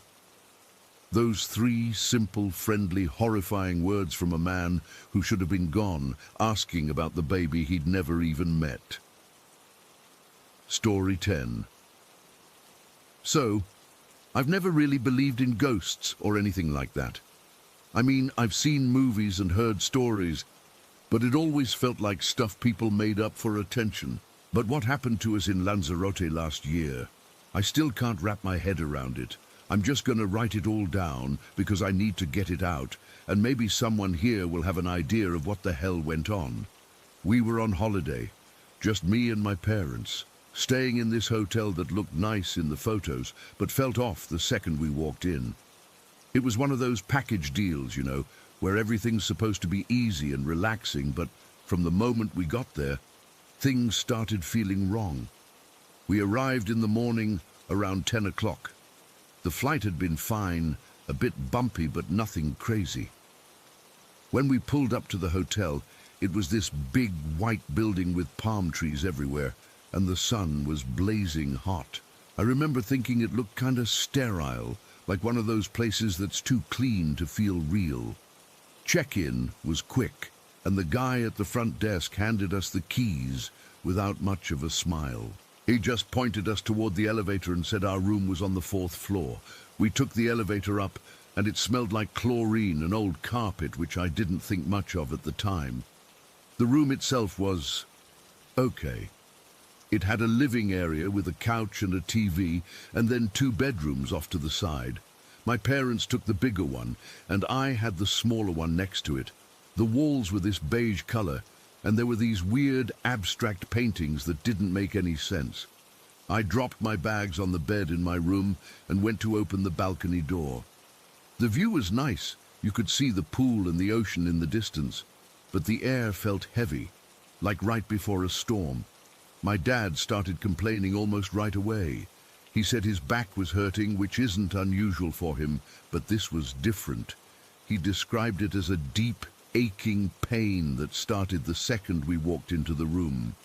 He's not one to make a fuss, So when he kept rubbing his lower back and wincing, I knew it was bad. We decided to unpack and settle in. My mom went to put her clothes in the dresser, and that's when she first heard the banging. It was this low, thudding sound, like someone hitting the wall from the other side. She thought it was the neighbors, or maybe construction. But when she went out into the hallway to check, there was no one there. The sound stopped as soon as she opened the door. She came back in looking confused and said, "Must be the pipes or something." I didn't think much of it then. Hotels are noisy, right? We spent the next couple of hours just relaxing. I went down to the pool for a bit, but I couldn't shake this uneasy feeling. The water was cold, and even though it was crowded, I felt alone. When I got back to the room, my dad was lying on the couch, still in pain. He said it had gotten worse, like something was pressing down on him. My mom was in the kitchen area making tea, and she mentioned hearing the banging again, this time louder. It was coming from the wall near my bedroom. We all stood there for a minute listening, but it stopped. I started to feel a little creeped out, but I brushed it off. Maybe it was the air conditioning or something.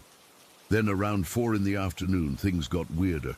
I was in my room trying to read a book when I noticed a smell. At first it was faint, like something rotten had been left in the trash. I checked the bathroom and under the bed, but there was nothing. The smell got stronger, though, until it was this thick, rancid odor that made my stomach turn. It was like old meat and sour milk mixed together, and it seemed to be coming from the corner of the room near the closet. I opened the closet door, but it was empty, except for a few hangers. The smell was so bad, I had to step out into the living room. My mom was sitting on the couch, and she smelled it too. She made a face and said, "What is that? Did something die in here?" We searched the whole room again, but we couldn't find the source. My dad was still on the couch, and he said the pain in his back was spreading to his legs now. He looked pale, and he was sweating, even though the room wasn't hot. We decided to call the front desk, but when my mum picked up the phone, it was dead. No dial tone, nothing. She tried her cell, but the signal was weak and it wouldn't go through. That's when I really started to feel scared. It was like the room was cutting us off from the outside world. We talked about maybe going down to the lobby, but my dad didn't want to move. He said he felt too weak. So we stayed put, and the banging started up again, louder this time. It wasn't random anymore.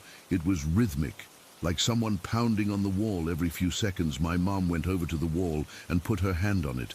She said it felt cold, even though the rest of the room was warm. I remember standing there, watching her, and my heart was beating fast. I kept telling myself it was all in our heads, that we were just tired from the flight or something. But then, around 6 o'clock, I saw it. I was standing near the doorway to my bedroom, and the rancid smell hit me again, so strong I almost gagged. I looked into the room, and that's when I saw the figure. It was brown, like a shadow, but more solid, and it was standing in the corner where the smell was coming from.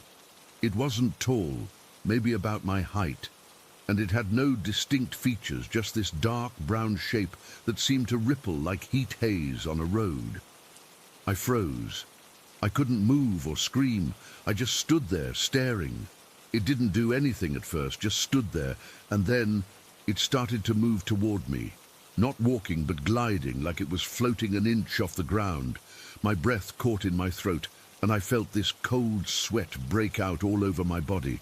I wanted to yell for my parents, but no sound came out. The figure got closer, and the smell got worse, so bad my eyes started watering.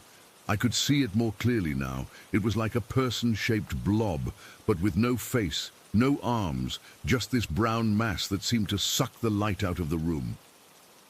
It stopped about a foot away from me, and I felt this intense cold radiating from it. Then it just vanished. 1 second it was there, the next it was gone, and the smell faded away too, like it had never been there. I stumbled back into the living room, and my mom saw my face. She asked what was wrong, and I tried to tell her, but my words were all jumbled. I managed to say I saw something, and her eyes went wide. My dad sat up, and he said his pain had suddenly eased, like whatever was causing it had left. We all just stood there, silent, for what felt like forever. The banging had stopped too. The room was quiet, but the air still felt heavy, charged with something I can't describe. We didn't know what to do. It was getting dark outside, and none of us wanted to stay in the bedrooms. My mom suggested we sleep in the living room together, so we dragged the mattresses from the beds and made a sort of nest on the floor. We didn't talk much. We were all too shaken. I kept looking at the doorway to my room, half expecting to see the figure again, but nothing happened. We turned off the lights and tried to sleep, but I don't think any of us really did. I lay there for hours, listening to every little sound, my heart pounding every time the air conditioner kicked on. At some point, I must have dozed off because I woke up to the sun coming through the curtains. The room was normal again. No smells, no banging, no pain for my dad. We packed up our stuff and checked out early, telling the front desk we had a family emergency. The guy didn't even ask why. He just processed it and handed us our receipt. On the flight home, we didn't talk about what happened. It was like, if we didn't say it out loud, it might not be real. But I know what I saw, and I know how it felt. That brown figure, that smell. It stuck with me. I still have nightmares about it sometimes, and I can't go into dark rooms without feeling that same chill. We never found out what it was, and I doubt we ever will. It's just one of those things that happened, and now I have to live with it. Story 11.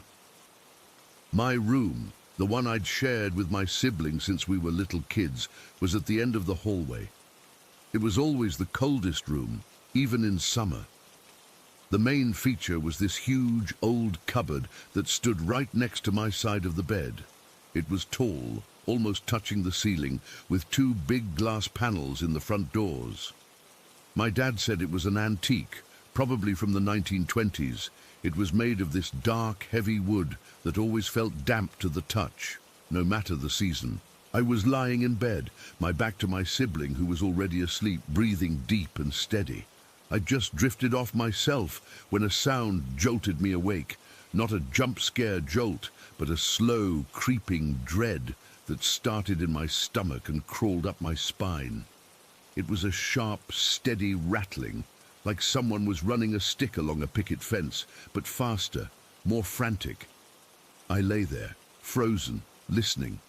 My first thought, the rational one, was the house settling.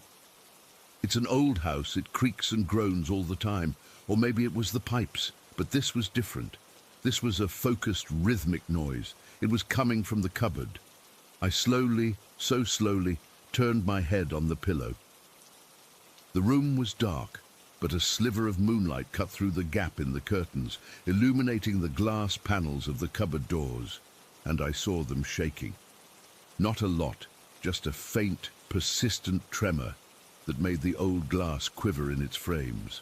The rattling noise was the sound of the doors themselves, the old latches and the wood vibrating against each other. I squeezed my eyes shut. "It's your imagination," I told myself. "You're half asleep. It's the wind." But there was no wind. The night was perfectly still. I opened my eyes again. The rattling was getting louder. It wasn't in my head. The sound was physically entering my ears, a dry, angry buzzing that was undeniably real and coming from a place that should have been silent. I couldn't move. It was like that dream where you're being chased, but your legs are made of lead. My entire body was locked in place, every muscle tensed. I just stared at those shaking glass panels, watching them tremble. The rational part of my brain had completely shut down, replaced by a pure animal fear. This wasn't a house noise. This was an active noise. It felt intentional. I must have lain there for 10 minutes just listening to it get louder and more aggressive. It was a taunt. I pulled the blanket up over my head, the thick comforter my grandma had made, trying to block it out. But under the blanket, in that stuffy, fabric-smelling darkness, the sound was even clearer. It was all I could hear. that relentless metallic rattling right next to my ear. I felt a shift in the bed next to me. My sibling had woken up. I didn't say anything. I didn't dare. I just listened to their breathing change from the deep, slow rhythm of sleep to short, sharp intakes of air. They had heard it too. I slowly peeked out from under the blanket. In the dim light, I could see their profile. They were lying on their back, staring straight up at the ceiling, not moving a muscle. Their face was pale, a sickly white in the moonlight. They looked terrified. That was the moment any last shred of doubt vanished. If they heard it, if they were scared too, then it was real. This wasn't a dream or my overactive imagination. Something was in our room, and it was focused on that cupboard. The next few nights, it happened again and again, always around the same time, 1:30 in the morning. It became a ritual of dread. I'd lie awake, waiting for it, my stomach in knots. I told my parents. My mum said it was probably mice in the walls, getting into the cupboard. My dad, without even looking up from his newspaper, said it was the wood expanding and contracting with the temperature change. They were so casual about it, they had no idea. They couldn't understand the specific, targeted nature of that sound. It wasn't random scratching, it was a violent, shaking rattle. But a few nights later, something in me broke. The fear was still there, a cold stone in my gut, but it was joined by a desperate, furious need to know I couldn't live like this, night after night, being terrorized by a piece of furniture. I had to look. I had to see what was causing it. That night, when the rattling started, I didn't freeze. I didn't pull the blanket over my head. I took a deep, shaky breath, and I forced myself to roll over and face the cupboard. The sight of it will be burned into my brain for the rest of my life. The entire structure was moving. It wasn't just the doors rattling anymore. The whole massive, heavy cupboard was shuddering, rocking back and forth on its feet by maybe half an inch. It was a violent jerking motion. On top of the cupboard, we kept old board games and a couple of empty decorative bottles my mom had put up there. The boxes were sliding. I could see the Monopoly box inching its way toward the edge. The bottles were trembling, clinking together softly, a tiny, pathetic sound underneath the overwhelming roar of the shaking wood and glass. It was impossible. It was physically impossible. That cupboard was solid. It weighed a ton. It took 3 grown men to get it into the room when my parents bought it. There were no earthquakes. The floor wasn't shaking. Nothing else in the room was moving, just the cupboard. Just this one specific object, throwing itself into a frenzy right next to me. The fear wasn't cold anymore. It was hot, a wave of pure adrenaline that turned my blood to fire. My heart was hammering against my ribs so hard I thought it would burst. Every hair on my body was standing on end. This was beyond mice. This was beyond expanding wood. This was something else. Something that could move solid objects. Something that had a will. I didn't think. I didn't scream. I just moved. In one frantic, graceless motion, I grabbed my pillow, scrambled over my sibling who was still lying there, paralyzed, and I ran. I didn't stop to put on slippers. I didn't look back. I just fled, my bare feet slapping against the cold wooden floor of the hallway. I didn't stop until I was in the study, slamming the door shut behind me and locking it, my back pressed against the wood, gasping for air like I'd just run a marathon. I slept on the study couch that night, and I never slept in that room again. Not once. Years went by. Life moved on in a way. The fear became a background thing, a scar. My siblings, one by one, ended up taking that room. They were braver than me, or maybe just more stubborn. But they couldn't ignore it either. My younger sibling told me about it one morning over breakfast. They looked exhausted, with dark circles under their eyes. They said it started with the rattling, just like it did for me. But then it got worse. They said one night they were lying in bed and the whole bed started to shake. Not a subtle vibration, a violent jerking shaking, like someone was underneath it, heaving it up and down with all their strength. They said they clung to the mattress, certain they were going to be thrown onto the floor. It lasted for a full minute, and then it just stopped abruptly, like a switch had been flipped. That's when the other things started. The scratches.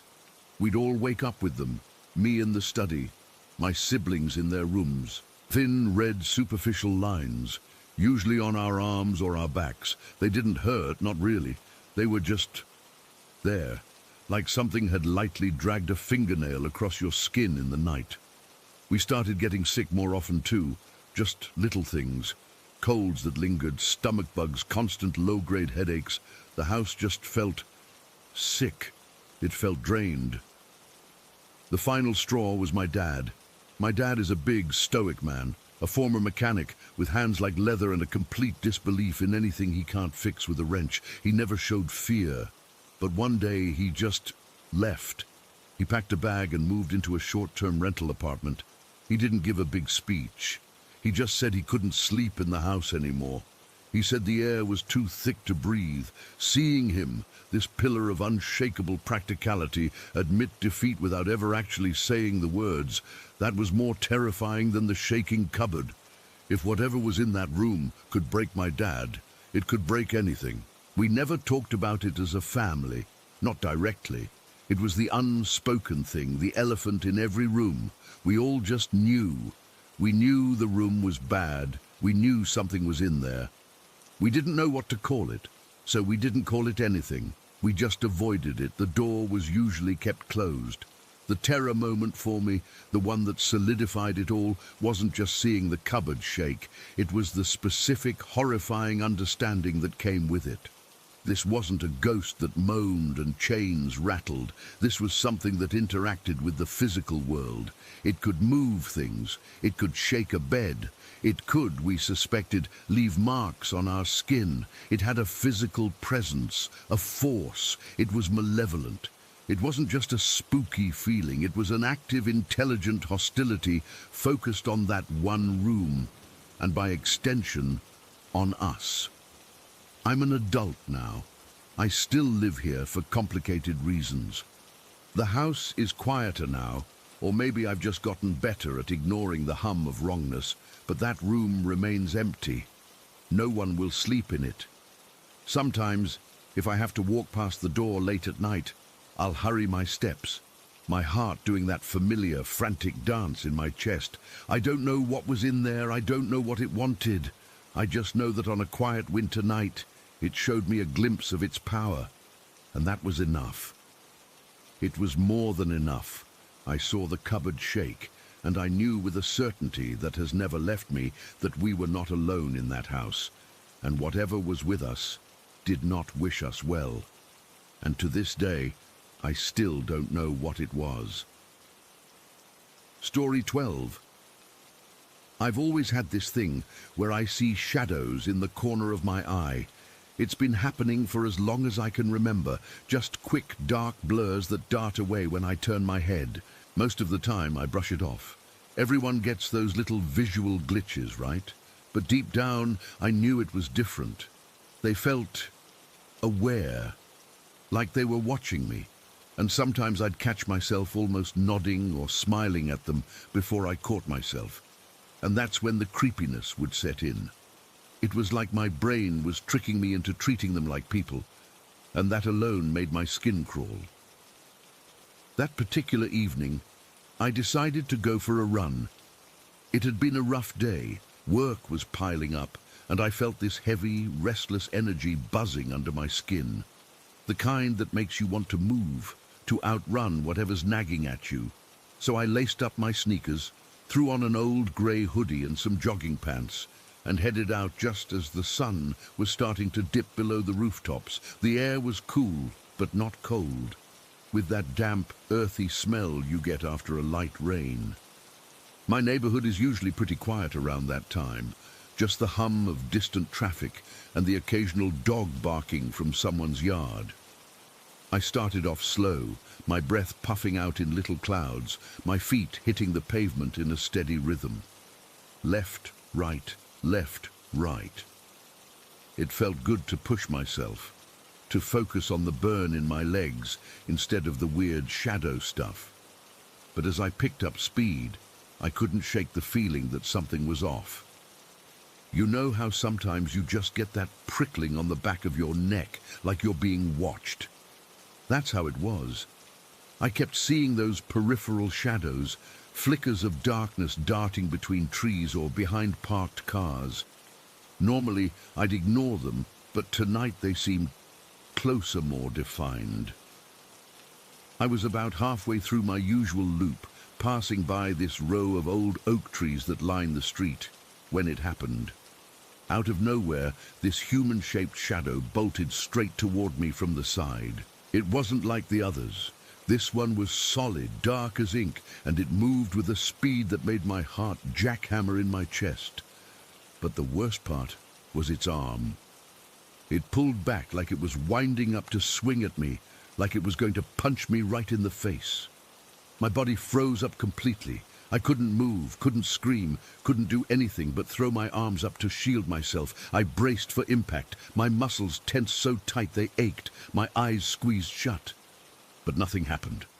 When I dared to look, the shadow was just gone, vanished, like it had never been there at all.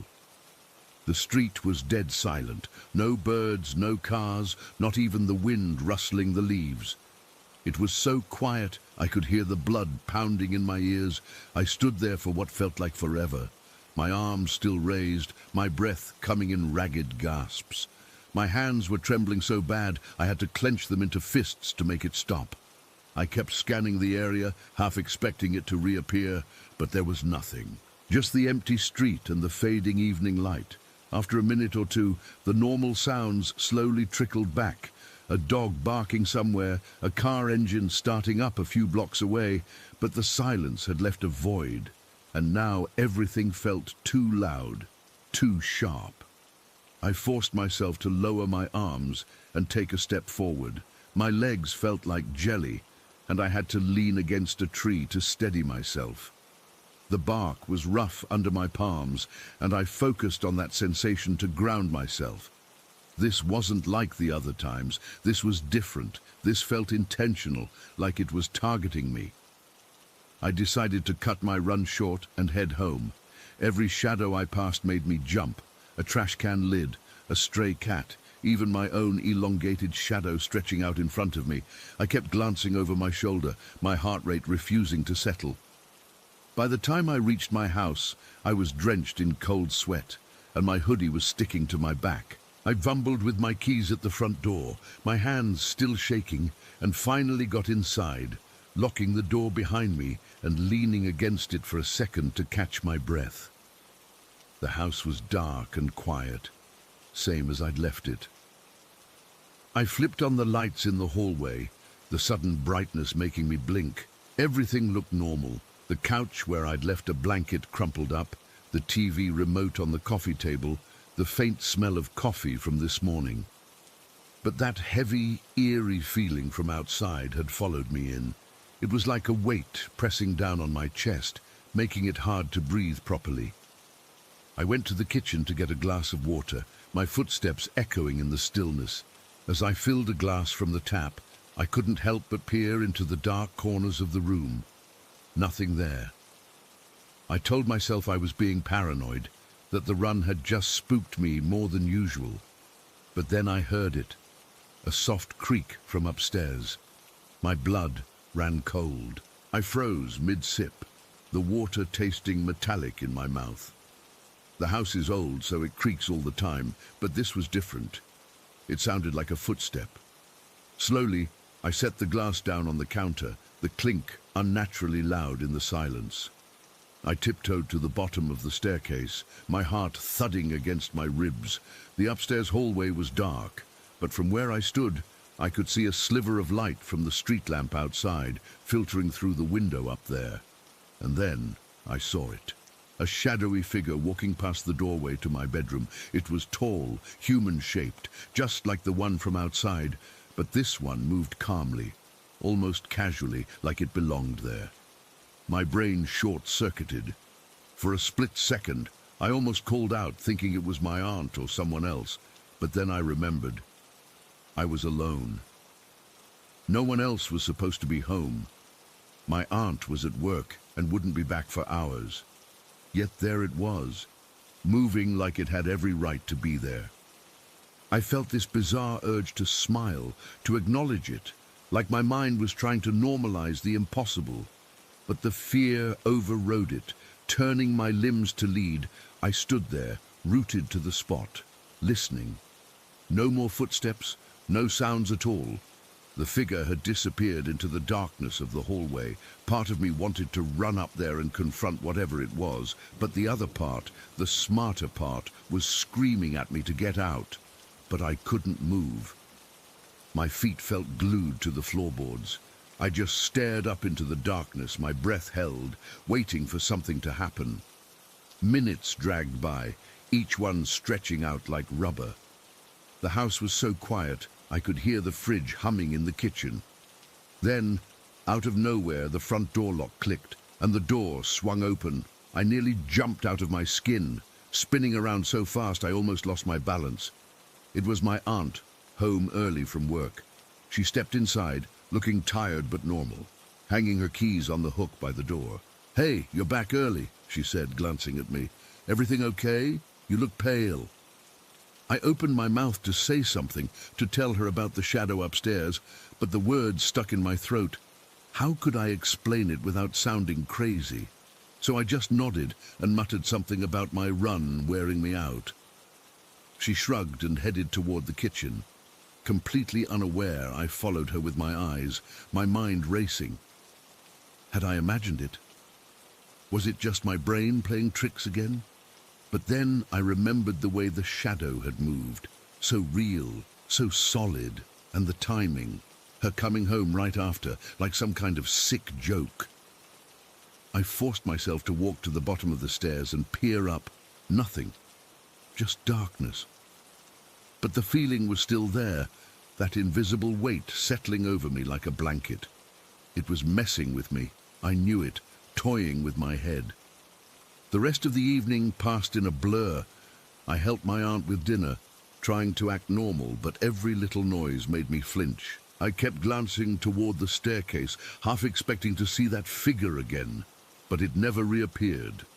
Later, when I went up to my room to get ready for bed, the hallway felt colder than usual, and I had to turn on every light I passed. I didn't see anything, but the sensation of being watched was so intense, it made the hairs on my arms stand up. I lay in bed that night, staring at the ceiling, unable to sleep. Every time I closed my eyes, I saw that shadow bolting toward me, arm pulled back, and then the one walking upstairs like it owned the place. My brain kept cycling through it all, and I'd catch myself almost smiling at the memory, like some part of me was still trying to make it okay. But it wasn't okay. It was terrifying. That day, from the run to the moment my aunt came home, felt like one long, unbroken nightmare. The shadows weren't just glitches anymore. They felt deliberate, malicious. And that quiet terror has stuck with me ever since. This heavy, invisible thing that follows me around, especially during the difficult months that came after. I still see them sometimes, in my peripheral vision, and my brain still reacts like they're real, making me acknowledge them in ways that scare me even more. But that evening, that was the day it all shifted, and I've never been able to explain it, not to myself or to anyone else. It just happened, and then it stopped, leaving me with this chill that never really goes away. Story 13. The day started like any other, really. I woke up around 7 in the morning, which is late for me because I'm usually up by 6. My husband was already gone for work. He leaves early most days, and my daughter was still asleep in her room. The house was quiet, but not the good kind of quiet. It was that heavy, watchful silence that makes the back of your neck prickle. I remember stumbling into the kitchen to make coffee, and as I stood there waiting for the pot to brew, I caught a movement out of the corner of my eye in the dining room. Just a quick flicker, like someone had walked past the doorway. I've seen it before. That woman-shaped blur moving from the dining room toward the living room, and every time it happens, my heart does this little jump. I didn't turn to look because I knew there'd be nothing there.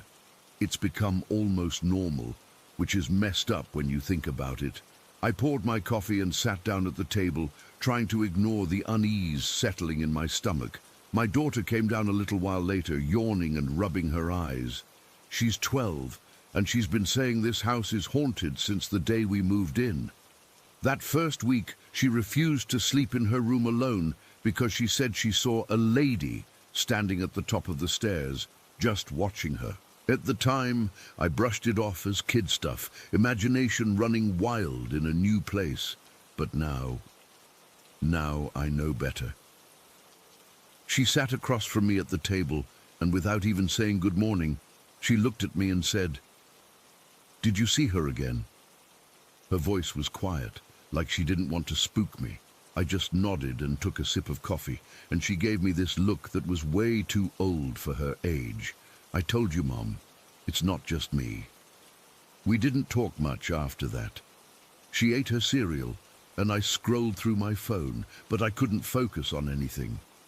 My mind kept drifting back to all the little things that have happened over the past year. Like the time I was cleaning the bathroom and saw a black shadow dart across the mirror. It was so fast I almost thought I imagined it, but then my husband, who used to laugh at ghost stories, came home that night and told me he'd seen the same thing while shaving. A solid black shape that vanished as soon as he blinked. He doesn't joke about it anymore. Or the doors that swing open or shut on their own, even when there's no draft. Once, I was watching TV late at night, and the screen went black for a second between shows.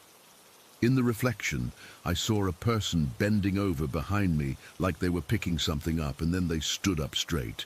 I whipped around so fast, I nearly fell off the couch, but there was no one there, just empty space, and that cold feeling you get when you know you're not alone. But last night topped it all. The whole day felt charged, like the air before a storm. I went about my usual routine, cleaned the kitchen, did some laundry, tried to work on a sewing project in the living room. But every time I moved from one room to another, I had this sensation of being followed. Not in a dramatic way, just a subtle shift in the atmosphere, like the house was holding its breath. Around midday, I was putting away groceries in the pantry, and I heard a soft creak from the stairs. Not the normal settling noises old houses make. This was deliberate, like a footstep. I froze, my hand still on a can of soup, and listened. Nothing. But the hair on my arm stood up, and I had to force myself to finish what I was doing. My daughter must have felt it too, because she spent most of the afternoon in her room with the door closed. I checked on her once, and she was reading a book. But she looked tense, her shoulders hunched up around her ears. I asked if she was okay, and she just shrugged and said, "It's extra loud today." She didn't elaborate, and I didn't press. Sometimes it's better not to know. When my husband got home from work, he seemed tired but normal. We made dinner together, spaghetti and salad, and ate in the dining room. The whole time, I kept glancing toward the living room, half expecting to see that woman again. My husband noticed and reached over to squeeze my hand. "It's just the house," he said, but his voice lacked conviction. He's seen too much to brush it off completely now. After dinner, we watched a movie in the living room, but I couldn't concentrate. Every time the screen darkened, I found myself staring at the reflection, waiting for something to appear. Nothing did, but the anticipation made my skin crawl. Bedtime rolled around and I was exhausted. My daughter went to bed without a fuss, which was unusual, and my husband and I headed upstairs. Our bedroom is at the end of the hall, and the stairs are right outside the door. I've always hated that layout because it feels like anything could come up those stairs and be right there. We got ready for bed in silence, both of us too worn out to talk. I remember brushing my teeth and catching my reflection in the mirror. I looked pale, with dark circles under my eyes. I splashed some water on my face and tried to shake off the dread. We climbed into bed around 11. My husband fell asleep almost instantly, his breathing evening out into soft snores. I lay there for what felt like hours, staring at the ceiling. The room was dark, but not pitch black.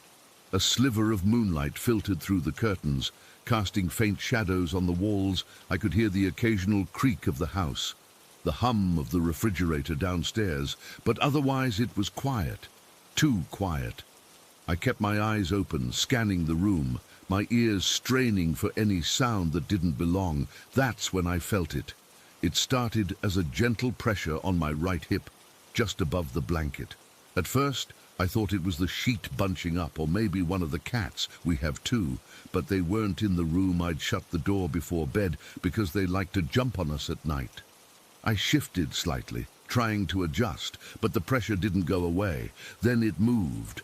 It was a slow, deliberate slide, like a hand gliding across my hip bone. Not rough or hurried, but smooth and intentional. My breath hitched, and my whole body went rigid. I could feel every nerve ending screaming. I turned my head slowly to look at my husband. He was on his side, facing away from me, both arms tucked under the blanket. I could see the outline of his body, and there was no way his arm could have reached me like that. The touch lingered for a few seconds, cold and weightless, like ice against my skin through my pajamas. Then it was gone, just like that. But the sensation stayed. Burning into me, I lay there, frozen, my heart pounding so hard I thought it would burst out of my chest. I didn't move for what felt like an eternity.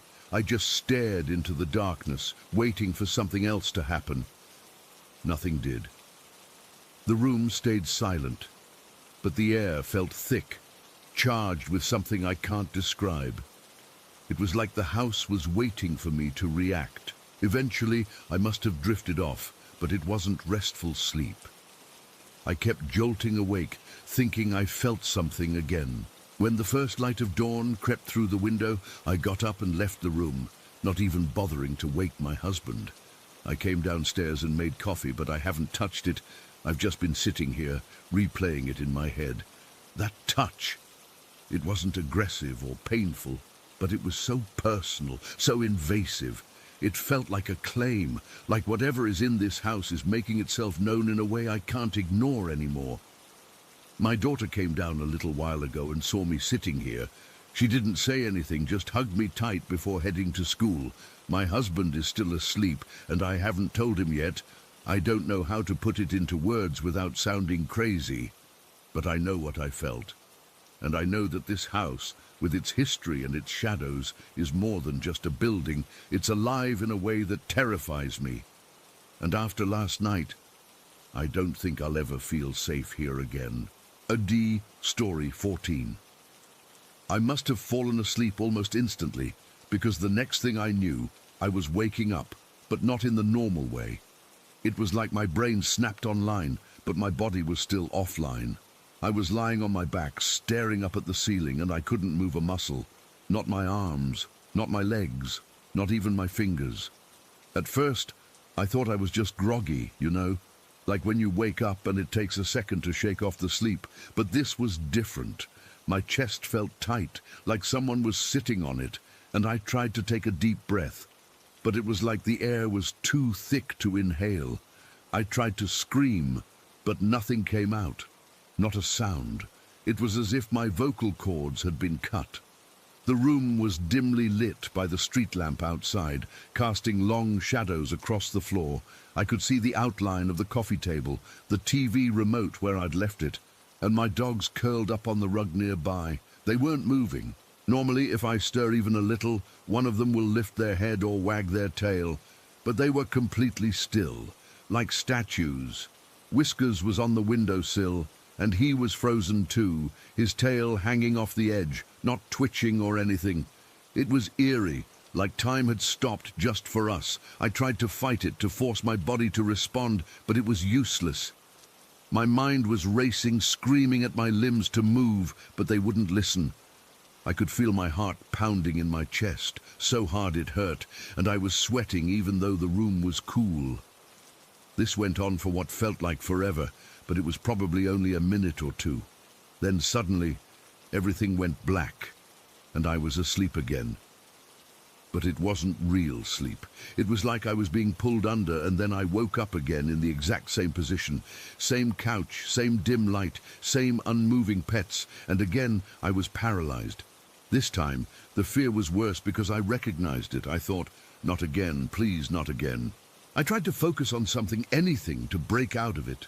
I remembered reading somewhere that if you're having sleep paralysis, you should try to wiggle your toes or fingers.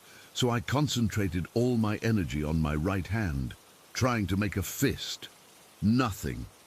It was like my body was made of stone. The tightness in my chest was back, worse than before.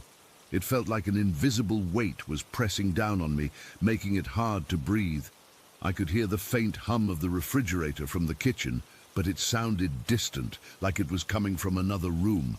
My own breathing was shallow and rapid, and I was starting to feel lightheaded. I tried to scream again, but it was just a silent, desperate effort. In my head I was yelling, "Help! Someone help me!" But no sound came out. This cycle repeated over and over. Each time I woke up, it was the same scene.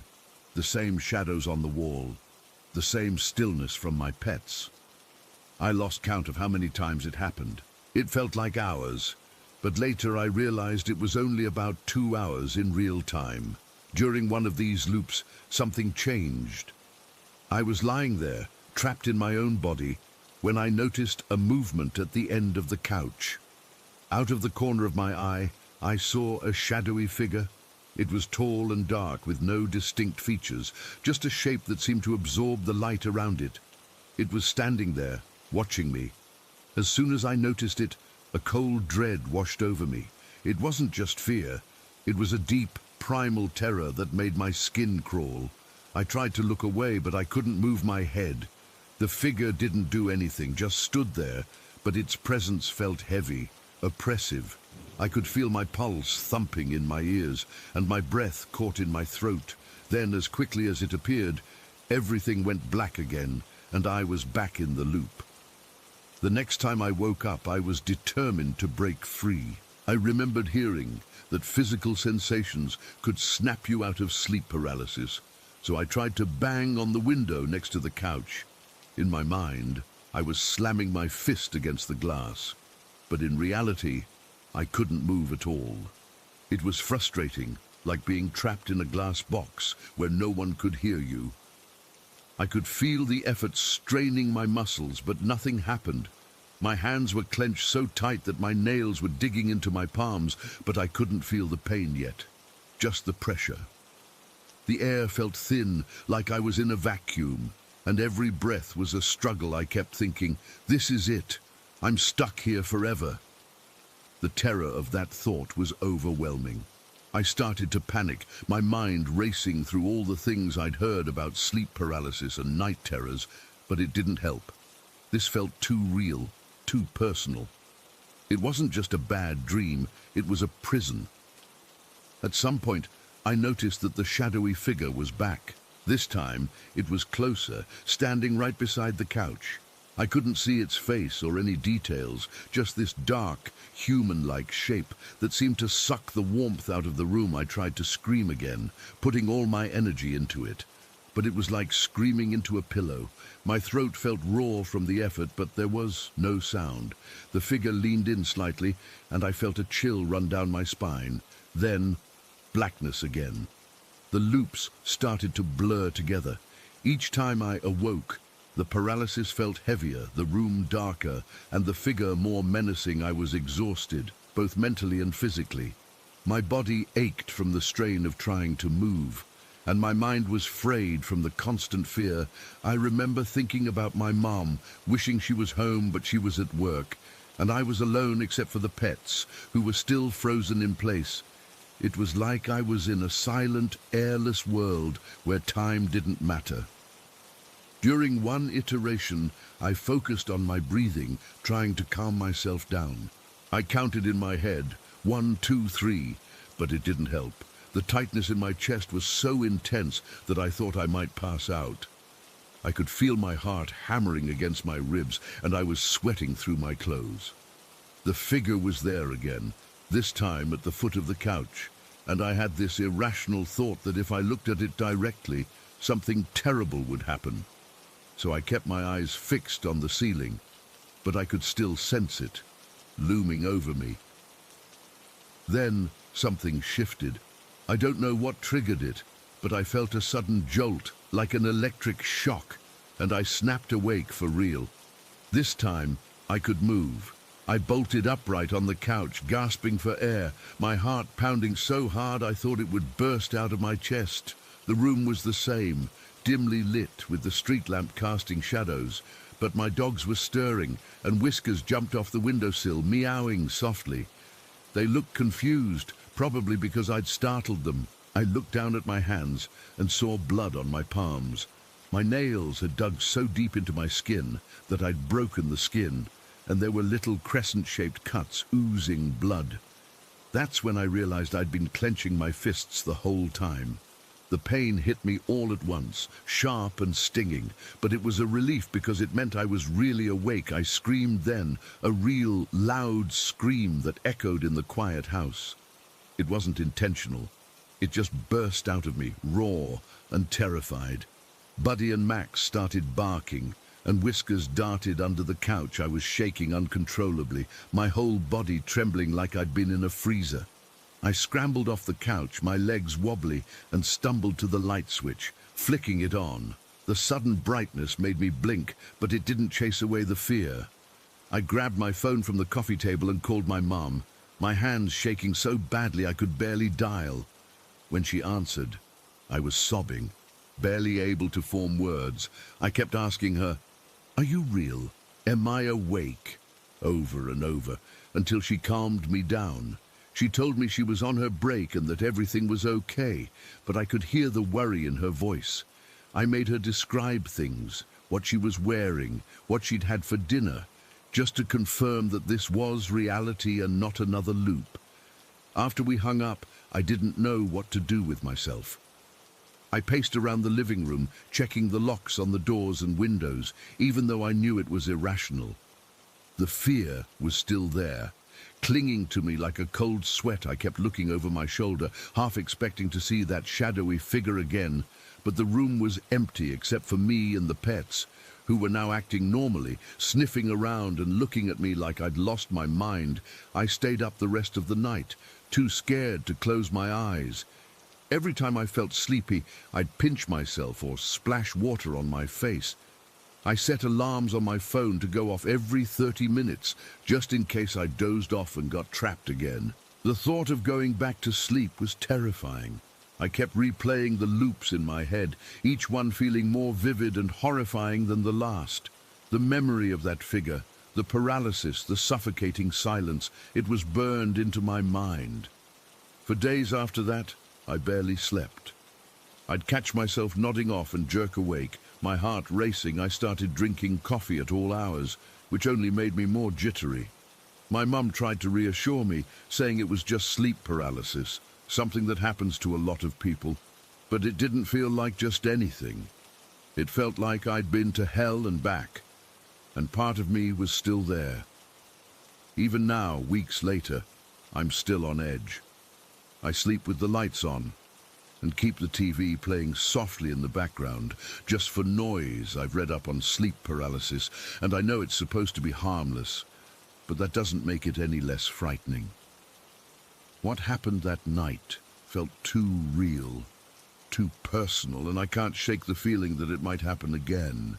The worst part is, I still don't understand why it happened or what that shadowy figure was. It's like a puzzle with missing pieces, and I'm left with this gnawing fear that I'll never have the answers. Story 15. Charlie's our ghost. Everybody who's worked here more than a week knows about him. He's not a mean spirit, not really. He's just present. His thing is calling names.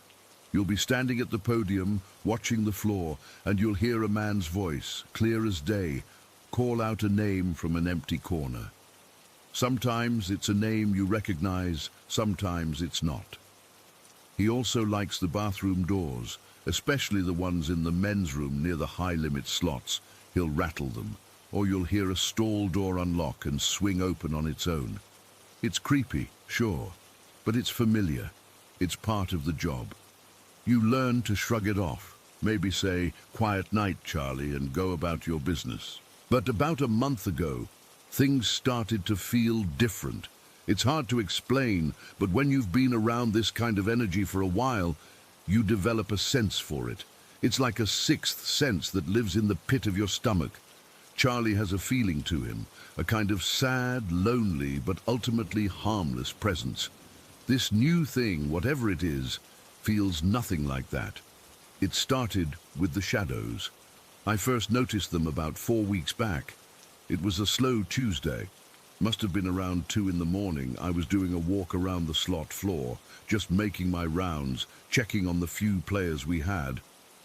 Out of the corner of my eye, I saw a flicker of movement between 2 banks of penny slots. It was fast, like someone darting from one aisle to another. I turned my head, but there was nothing there. I figured it was just my eyes playing tricks on me from the lack of sleep and the constant flashing lights. But then it happened again, a few minutes later. This time, it was taller, thinner. It wasn't a person-shaped shadow, not really. It was more like a blotch of deeper darkness that moved with a purpose, and it was gone before my brain could even fully process what I was seeing. And then came the cold. The casino is always kept at a specific temperature, a kind of perpetual, slightly too chill climate meant to keep people awake and gambling. But this cold is different. It doesn't come from the vents, it just appears. It's a deep, invasive cold that sinks right into your bones. The first time I felt it, I was standing near the old Wheel of Fortune machine, the one that never pays out. 1 second I was fine. The next, it was like I'd stepped into a walk-in freezer. The air got heavy too, thick to breathe. My skin prickled with goosebumps, and the hair on my arms stood straight up. It passed after maybe 10 seconds, but it left me feeling shaky and nauseous. That was a month ago. Since then, it's been getting worse. The shadows are more frequent, the cold more intense, and it's got me on edge in a way Charlie never did. With Charlie, it's a known quantity. This new thing feels predatory. It feels like it's watching. Tonight was the worst it's ever been. I came in for my shift at 10 like usual. The place was dead. We had maybe a dozen people scattered across the entire floor. My co-worker, the guy from the swing shift, looked tired. He handed over the keys and the radio and just said, "It's been quiet, weirdly quiet." He didn't have to elaborate. I knew what he meant. There's a difference between a slow night and a heavy night. Tonight felt heavy. The first couple of hours were okay. I did my paperwork, restocked the promo tickets, helped a sweet old lady named Brenda, who comes in every night to play her favorite quick-hit machine normal stuff. But I could feel it in the air, a kind of static tension.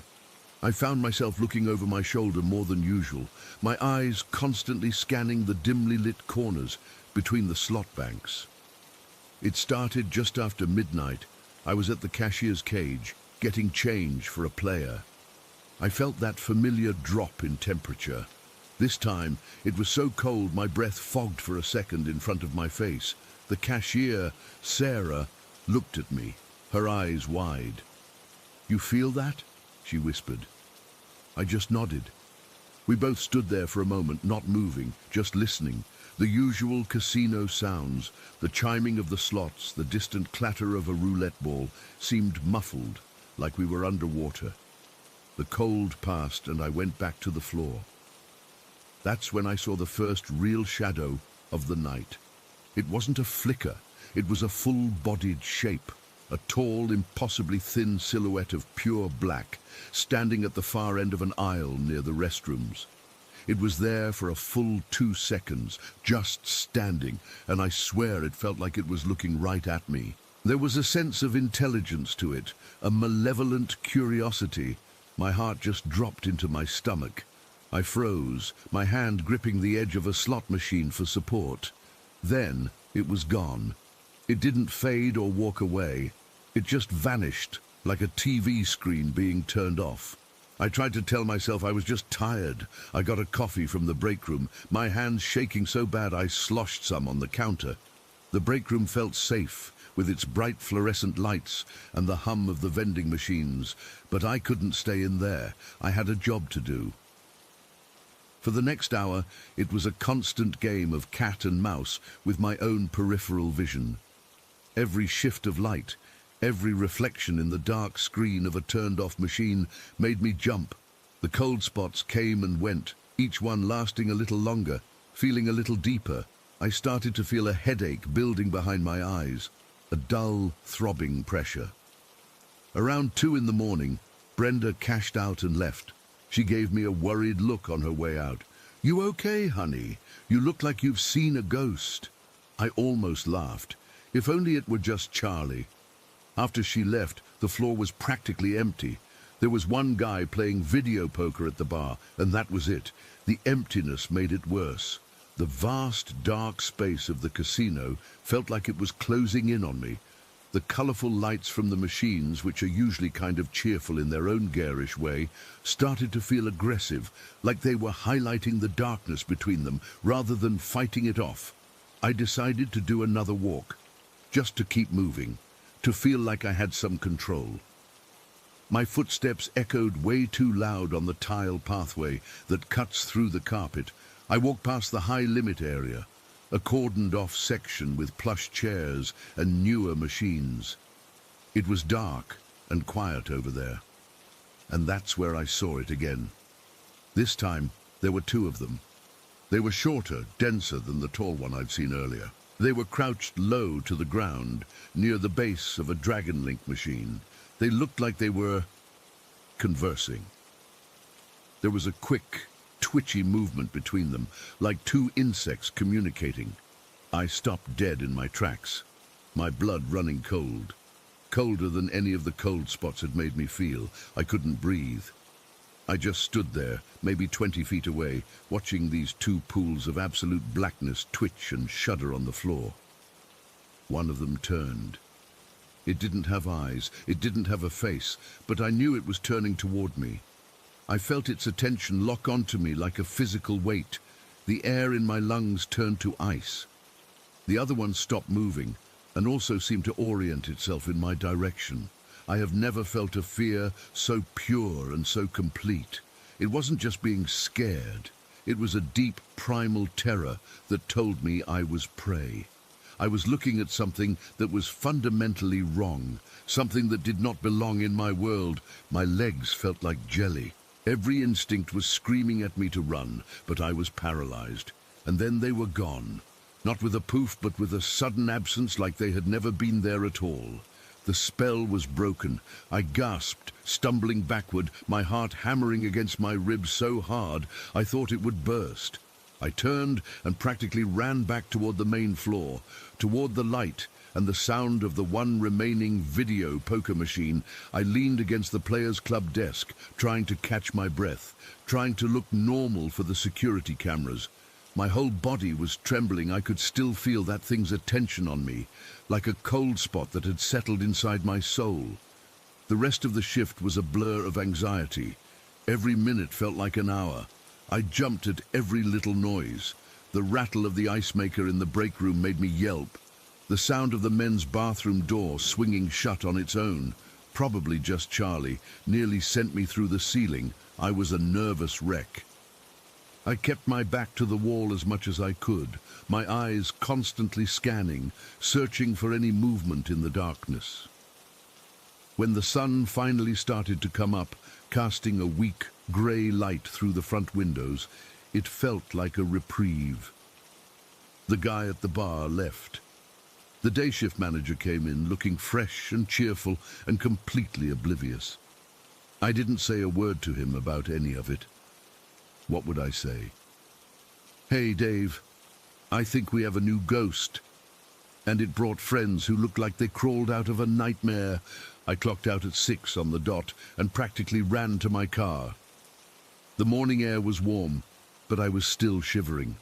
I sat in the driver's seat for a long time, just staring at the steering wheel, my hands gripping it tight. I could still feel the echo of that cold.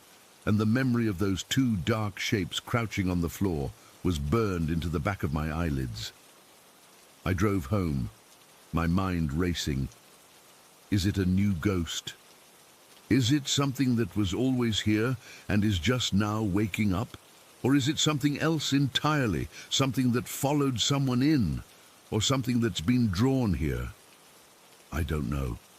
All I know is that the familiar, almost comforting presence of Charlie has been overshadowed by something much, much worse.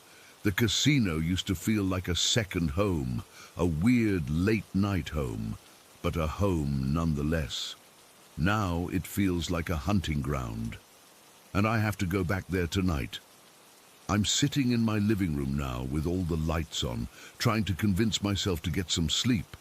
But every time I close my eyes, I see it, the way that one shadow turned toward me. It wasn't a turn, it was an unfolding, a reorientation of something that shouldn't be able to move at all, and I know with a certainty that makes me feel sick that it saw me, it knows I was watching. And I have this horrible gut-churning feeling that it's not done with me, that it's just getting started. Story 16. My phone buzzed on the bedside table. It was him, my friend. We'll just call him my friend, because naming him feels wrong, like I'd be dragging him back into it. He was up too, feeling the same restless itch. We started texting back and forth, the usual nonsense you send at 3 in the morning when the world is asleep and you're trapped in your own head. The texts got longer, and then he just called me. "Can't sleep either," he said, his voice a low murmur. I could hear the faint rustle of his duvet. He lived about half a mile away, in an old farmhouse at the end of a long lane. A house that had its own reputation. But we'll get to that. "Not a chance," I whispered back, even though I was alone in the house. The darkness just makes you do that. My brain won't switch off. We talked for a bit about nothing important, and then he said it. "Do you want to just meet up? I've got a packet of biscuits. We can sit on the wall by the old church." It was a stupid idea. It was freezing for one. A proper damp cold that gets into your bones, and it was the middle of the night. But the thought of just lying there, staring at the ceiling for another few hours, was worse. So I said, "Yes, I'll stay on the phone with you," he said. "So it's not as creepy walking down there."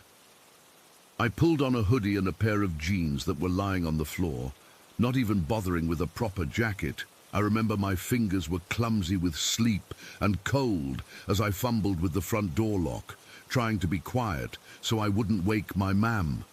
The click of the latch sounded like a gunshot in the dead quiet of the house. The second I stepped outside, the cold hit me like a wall. It was that kind of wet Irish cold that soaks you through in seconds. The air was perfectly still. No wind, no rustle of leaves, just silence, the kind that feels thick and heavy. The moon was a sliver, offering no light, and the stars were blotted out by a high, thin layer of cloud. I could just make out the shapes of the houses across the street, dark and sleeping. "I'm out," I whispered into the phone, starting to walk. My trainers made a soft, scuffing sound on the damp pavement. "Me too," he said. I could hear his own footsteps, a bit crunchier than mine. He'd be walking down his gravel lane. "It's brutal out." We kept talking, our voices low. We were talking about a football match from the weekend, something normal, something safe. It was a pathetic attempt to pretend this was a normal thing to be doing. My breath plumed in the air in front of me, a small white ghost in the darkness. I had my phone pressed hard against my ear, my other hand shoved deep into my pocket. I remember looking at the glowing screen of my phone, the time reading 3:17 in the morning. That's when it started. It didn't start quietly. There was no build-up, it just was. A screech. That's the only word for it, but it doesn't come close. It was a guttural, tearing noise, like metal being ripped apart. But underneath that was something else, something wet and human. It was a scream and a roar and a death rattle, all fused into one sound. It was so loud, so violently loud, that I physically flinched, jerking my head away from the phone for a second. And the terrifying part, the part that still makes the hair on my arm stand up, was that I heard it twice. I heard it through the phone, tinny and distorted, but unmistakably the same sound. And at the exact same moment, I heard it in the air around me. It was everywhere. It didn't seem to come from a specific direction. It just filled the space, vibrating in my skull, in my teeth. The sound stopped our conversation dead. "What the fuck was that?" I hissed, my heart suddenly hammering against my ribs like a trapped bird. I had stopped walking, frozen to the spot on the pavement. My whole body was rigid. There was silence from his end for a second, and then his voice came back, but it was different. It was a low, terrified whisper, so strained I could barely make out the words, "It's right beside me." The blood in my veins went cold. Properly, literally cold. A shiver racked my whole body that had nothing to do with the temperature. "What do you mean?" I asked, my own voice a shaky mess. "Where are you?" "I'm just at the gate. It's in the field, right at the hedge. Jesus, it's right there." I could hear the fear in his whisper, a pure, unadulterated terror that I'd never heard in another person's voice before, and I could still hear the sound. It hadn't stopped. It was a continuous, agonizing screech, a sound that shouldn't be possible for anything with lungs. There was no pause for breath, no intake of air. It was just an endless, screaming torrent of noise. Then the sound started to change. Not in tone, but in location. Through the phone, it began to get fainter, too. It was like he was lowering the volume. But in my own ears, in the real air around me, it was getting louder. It was moving. It's going away from me," he whispered, his voice trembling with relief and a fresh, different kind of fear. "It's moving towards you." My breath caught in my throat. I couldn't speak. I just stood there, a statue on the dark footpath, listening. He was right. The sound was fading from his end, becoming a distant, horrible echo in my phone's speaker. But in the world, it was swelling. It was coming closer, fast. It wasn't running, it wasn't flying, it was just approaching. The sound itself was moving. I started to back up, my legs feeling like jelly, my back pressing against the cold, rough stone of someone's garden wall. I was scanning the darkness, my eyes straining until they hurt, trying to see the source of the noise, but there was nothing. Just the impenetrable blackness between the houses and the deeper black of the sky. The sound was everywhere and nowhere. It got so loud that I had to press my hand over my free ear, the one not covered by the phone. It was painful.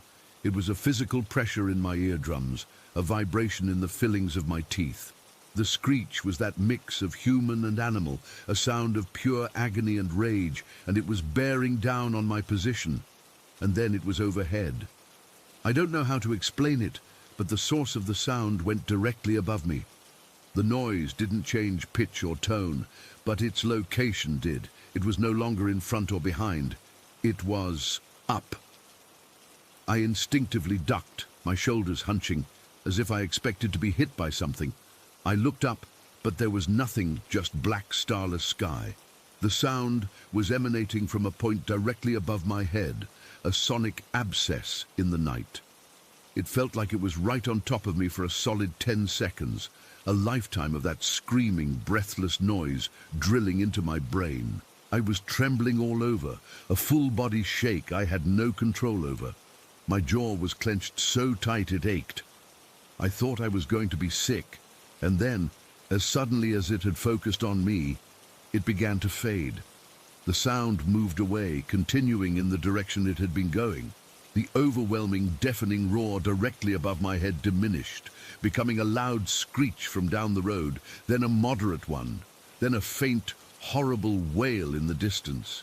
It kept going, that same unbroken, impossible sound, for what felt like an eternity, but was probably only another minute. It faded until it was just a memory in the air, and then it was gone. The silence that followed was almost as loud as the screech. It was profound. My ears were ringing. I could hear my own ragged, panicked breathing and the thin, staticky sound of my friend's voice coming from the phone, still clutched in my sweaty hand. "Are you there?" he was saying over and over. "Are you okay? What happened?" "What?" And I couldn't answer him. I slid down the wall I was leaning against, my legs finally giving way, and sat on the cold, damp ground. I was shaking so hard my teeth were chattering.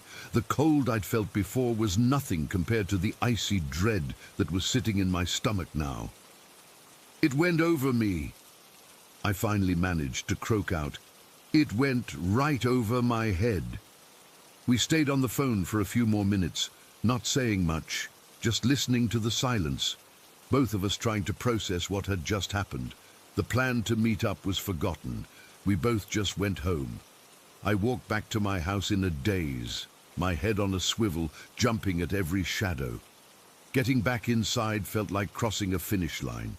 I locked the door, checked it twice, and went straight to my room. Without turning on any lights, I didn't sleep for the rest of the night. I just sat on my bed, staring out the window, waiting for the sun to come up. In the days after, I tried to rationalize it. I grew up here. I know the sounds of foxes. Their screams can be blood-curdling, but they're sharp and end with a pant. I know the sound of badgers, of owls, of the wind whistling through a gap in a barn. This was none of those things. The sheer volume of it, the fact that we both heard the same thing from half a mile apart at the same time, the way it moved between us without stopping for a single breath. It defied every explanation. My friend, when we talked about it later, was just as shaken, and he brought up his house. His place is old, one of those farmhouses that's been standing for a couple of 100 years, and things happen there. Not dramatic, movie things, small, unsettling things. You'll put a chair neatly under the kitchen table, go out for an hour, and come back to find it pulled out, as if someone had just been sitting in it. Cutlery will be moved from one drawer to another. You'll hear footsteps on the upstairs landing when you know you're the only one home. He's lived with it for so long he's almost used to it, but he always said the land around there felt old. And watched. I thought about the banshee. It's the obvious local legend, the woman who wails to foretell a death. But the thing is, no one died. Not in my family, not in his, not anyone we knew in the town. In the weeks that followed, the story didn't fit. It was just this event, this unexplained, terrifying violation of a quiet night. I still think about it. Especially on nights when I can't sleep, I'll lie there and listen to the silence, and my mind will conjure up that sound, that horrible, breathless, guttural screech that moved through the night between two friends. And I'll feel that same cold dread settle in my stomach. I don't know what it was. I don't have a neat explanation or a satisfying ending. It's just something that happened one night, something that should be impossible, and the only proof I have is the memory of a sound that doesn't belong in this world, and the shared, unshakable fear of the friend who heard it with me. Story 17. It was a cold, damp Tuesday in late October. I remember because the rain had been coming down all day, and by the time my shift started at 8 in the evening, the halls felt even more gloomy than usual. The air in Colster General always has this stale smell, like antiseptic and old linens, mixed with something else I can't quite place. Maybe dust, or just the weight of years. That night, though, it felt heavier, like the walls were holding their breath. I'd been working there for about 3 months by then, so I was used to the creaks and groans of the building, the way the lights flicker in certain corridors, especially the older wings that haven't been renovated in years. I started my rounds like I always do, checking on patients in the East Wing first. It was quiet, most of them asleep, but as I moved toward the restricted areas, the old storage rooms and closed-off sections that we're supposed to avoid unless necessary, I felt this odd prickling on the back of my neck. I'd heard about the shadow girl from a few of the nurses. They said she's barefoot, always seen walking slowly, and that she plays tricks, like moving things or making noises. One of them, an older nurse named Margaret, told me she'd seen a clipboard fly off a wall once, all on its own. I laughed it off at the time, thinking it was just a draft or someone messing around. But that night, I wasn't laughing. Around 10 o'clock, I was heading down the main hallway on the second floor, near the nurses' station. It's a long, narrow corridor with pale green walls and those fluorescent lights that hum softly. I was pushing a cart with supplies, just minding my own business, when I heard a sharp clatter from up ahead. I stopped, thinking maybe I'd dropped something, but then I saw it. A clipboard, one of those heavy ones with patient charts, was hanging on a hook on the wall, and as I watched, it just flew off, not like it fell, but like someone had grabbed it and thrown it. It sailed through the air and hit the floor with a loud smack, papers scattering everywhere. My heart started pounding right away. I mean, I've seen things fall before, but this was different. There was no one around, no open windows, no fans, just me and that empty hallway. I stood there for a second, frozen, my hands gripping the cart handle so tight my knuckles went white. I could feel this cold sweat break out on my forehead, and my breath caught in my throat. I forced myself to walk over to where the clipboard had landed. The papers were strewn all over the linoleum floor, and when I bent down to pick them up, my fingers were trembling. I kept glancing around, expecting to see someone, but it was just the quiet hum of the lights and the distant sound of a monitor beeping from another room. As I gathered the papers, I couldn't shake the feeling that I was being watched. You know that sensation, like someone standing right behind you, but when you turn, there's nothing. That's exactly what it was. I stuffed the papers back into the clipboard and hung it up, my movements jerky and rushed. I just wanted to get out of there and finish my rounds. But as I turned to leave, I saw something out of the corner of my eye. A movement down the hall, near the end where it curves into the restricted area. I squinted, thinking it might be a trick of the light or my imagination. But then I saw her. A small figure, maybe the size of a child, walking slowly. She was barefoot, just like the stories said, and she seemed to be made of shadows, all dark and hazy, like if you tried to focus on her, she'd blur at the edges. She was wearing what looked like a simple dress, but it was hard to tell because everything about her was just dark. Not black, but a deep grey that seemed to suck the light out of the air around her. My blood ran cold. I couldn't move, couldn't even breathe for a second. I just stared, my heart hammering against my ribs so hard I thought it might burst. She was walking away from me, her steps silent on the floor, and I could see the faint outline of her feet, pale, almost translucent. Then, as if she knew I was watching, she paused and started to turn her head. I don't know why, but I felt this overwhelming urge to look away, like if I saw her face, something terrible would happen. So I blinked, and when I opened my eyes, she was gone, vanished, like she'd never been there at all. I stood there for what felt like forever, just staring at the empty spot where she'd been. My hands were shaking so bad I had to lean against the wall to steady myself. The air felt colder suddenly, and I could hear my own heartbeat echoing in my ears. I kept telling myself it was just fatigue or stress. I'd been working a lot of nights, and sleep hadn't been great. But deep down, I knew it was real. I'd seen the shadow girl. I forced myself to keep moving, my rounds feeling like they took hours. Every little noise made me jump, a door creaking, a cart rolling in the distance. I checked on the patients, but my mind was elsewhere, replaying what I'd seen over and over.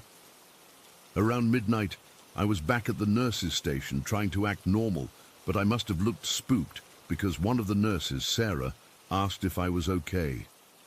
I just shook my head and said I was tired, but I didn't mention what I'd seen. I didn't want to sound crazy. Then around 1 in the morning, we got a call over the intercom. A code blue in room 204. That's Mr. Fallner's room. He was an older patient, in for heart issues, and he'd been doing okay, but he was frail. I rushed down there with the rest of the team, my adrenaline pumping, but as I entered the room I saw something that made my stomach drop. Mr. Faulkner was sitting up in bed, his eyes wide with terror, and he was pointing at the corner of the room. "The little girl," he kept saying, his voice shaky and weak. "She's here, the little girl in the shadows." I followed his gaze, and for a split second I thought I saw it too, a flicker of movement, like a dark shape receding into the wall. Then Mr. Faulkner gasped, and his monitor flatlined. The room erupted into chaos, nurses and doctors working on him, but it was too late. He was gone. After things calmed down, I stood outside the room feeling numb. One of the senior nurses, an older guy named John, pulled me aside. He looked grim. "You saw her, didn't you?" he said quietly. I nodded, not trusting myself to speak. "He told me that the shadow girl has been seen here for years, always before someone dies. She's a known entity among the long-time staff, but no one talks about it openly because it sounds insane. She's the ghost of a young girl who died in the hospital decades ago, and she appears as a warning, or maybe as a companion for those passing on."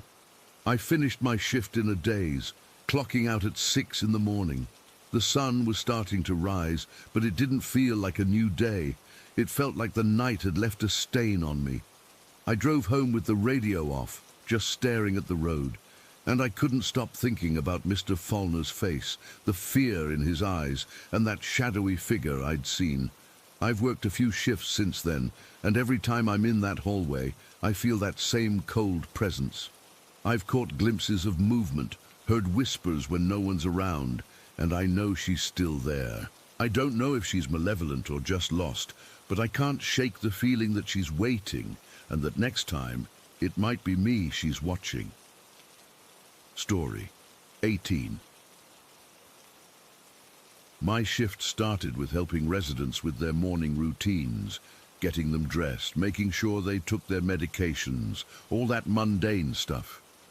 There's one woman I always spent extra time with, not because I had to, but because there was something about her that pulled at me. She's in her late 80s, I'd guess, with thin white hair and hands that tremble constantly. Most days, she's deep in the fog of dementia, staring at walls or repeating the same phrases over and over like, "Where's my purse?" or "Is it time for supper?" She rarely makes eye contact, and when she does, it's like she's looking right through you. But that day, something was different.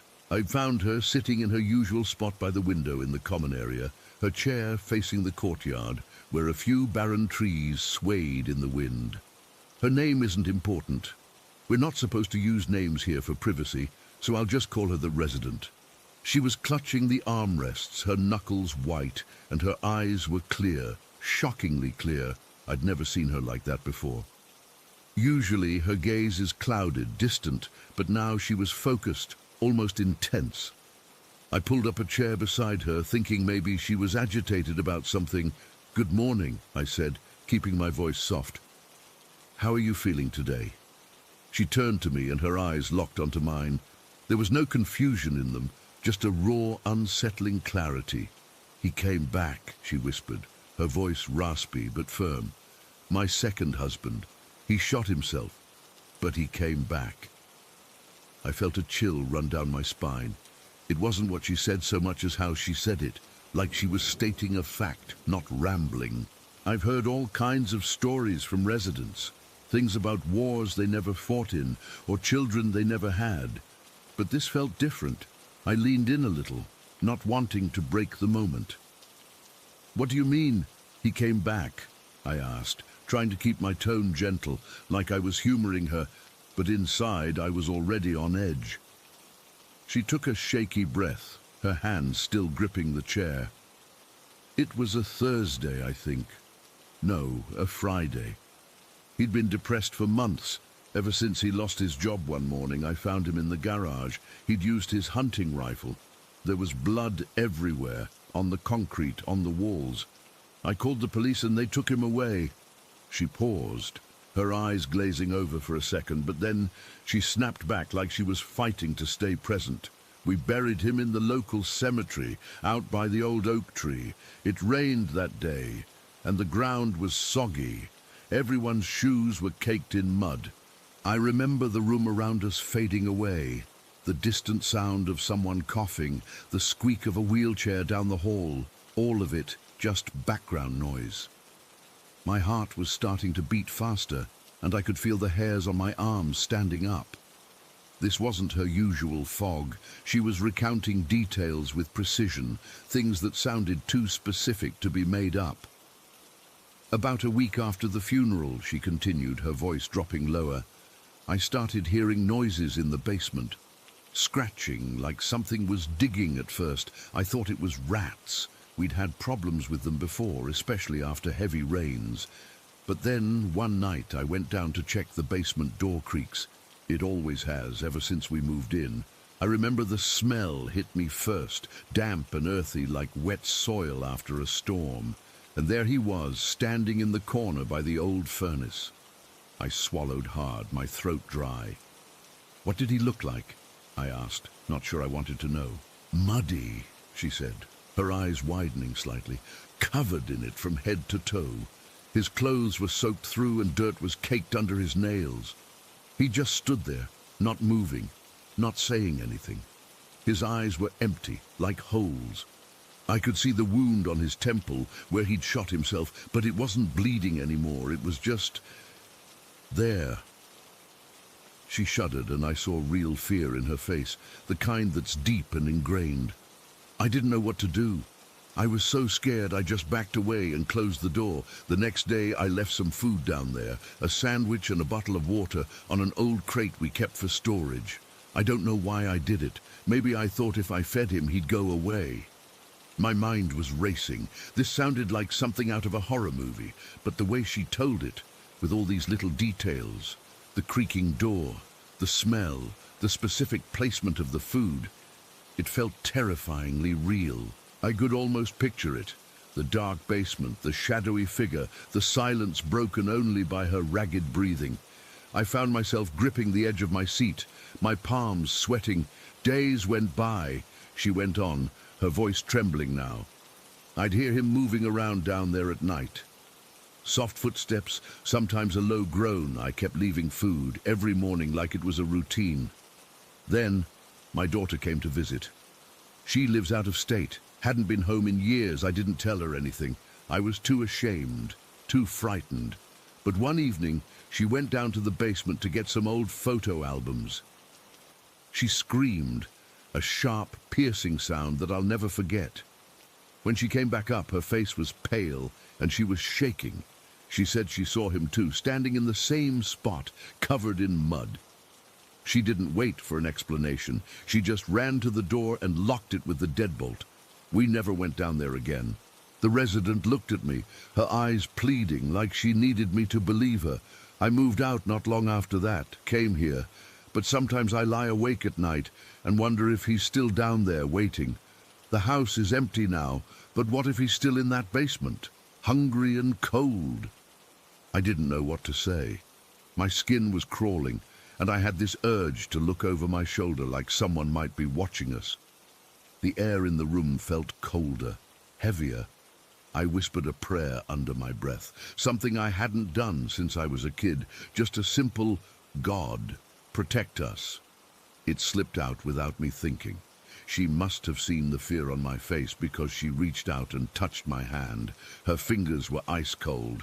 You believe me, don't you? She asked, her voice barely audible. I nodded, because in that moment I did. Everything about her story, the coherence, the emotion, the physical details, felt too authentic to dismiss. It wasn't just the tale of a confused old woman. It was a memory that had clawed its way out of the fog, sharp and painful. After that, she slumped back in her chair, the clarity fading from her eyes like a light going out. Within minutes, she was back to her usual self, mumbling about her purse and the time. But I sat there for a long while, unable to move. The rest of my shift passed in a blur. I helped other residents, went through the motions, but my mind kept drifting back to that basement, to the image of a man returned from the grave, muddy and silent. When I left work that evening, the sky was still grey and a light drizzle had started. I drove home with the radio off, Just listening to the sound of the rain and my own thoughts, every shadow in my peripheral vision seemed to twitch, and when I got home, I found myself checking the locks on my doors twice, something I never do. I even avoided going down to my own basement, which is just a storage space with boxes and an old washer. That night, I couldn't sleep. I kept thinking about the resident's story, about the possibility that the dead might not always stay dead. What if some things are so unresolved that they claw their way back? The idea embedded itself in my brain like a splinter I can't dig out. Even now, years later, I sometimes wake up in a cold sweat, imagining a muddy figure standing in the corner of my room, waiting, and I still wonder, just like she does, if he's still down there in that empty house, waiting for someone to unlock the door. Story 19. I wasn't really tired, so I just kept looking up, counting stars in my head, or trying to find shapes in them. It was a warm night, late spring maybe, and I had the window open a bit because I liked the fresh air. The curtain was this thin white fabric that would flutter if there was a breeze, but that night it was dead calm. I remember the sound of crickets outside, kind of chirping in a steady rhythm, and every now and then a car would drive by down the street, its headlights painting quick stripes on my ceiling before fading away. But mostly it was just me and the stars. I'd been lying there for what felt like forever, my mind drifting, thinking about school the next day, or what I might buy with the money from the tooth fairy. I had this little plastic box where I kept my lost teeth, and I'd put the latest one under my pillow like you're supposed to. My pillowcase had cartoon characters on it. I think it was superheroes, and I could feel the lump of the tooth through the fabric. If I pressed down, I was trying to stay awake to catch the tooth fairy in action, even though my parents always said she wouldn't come if I was awake. But I was determined that night. So I'm staring at this one particular star right in the middle of the window frame. It was brighter than the others, kind of twinkling in a way that made it stand out. I don't know why I focused on it, but I did. And as I watched, it started to move. At first, I thought it was just my eyes playing tricks because I was tired, but no, it was definitely shifting. It didn't streak across the sky like a shooting star usually does. It was slower, more deliberate, like it was coming closer. My heart started beating faster, not in a scared way yet. Just curious kids get fascinated by stuff like that.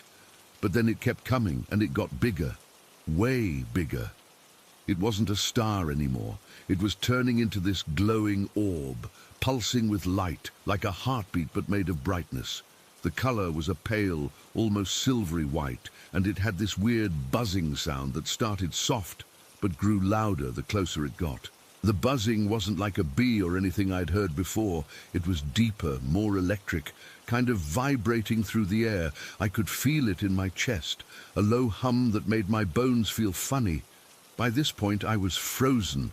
I mean, completely paralyzed. I couldn't move my arms or legs, not even a finger. I tried to blink, to look away, but my eyes were stuck wide open, fixed on that thing outside the window. It was like every muscle in my body had turned to stone. My breath caught in my throat, and I could feel this cold sweat breaking out on my skin, even though the room was warm. The buzzing got so loud it drowned out the crickets, and the light from the orb was so intense it started to wash out everything else in the sky. Then the orb moved right up to my window. It didn't crash through or anything. It just kind of passed through the glass like the window wasn't even there. No sound of breaking, no shards falling, nothing.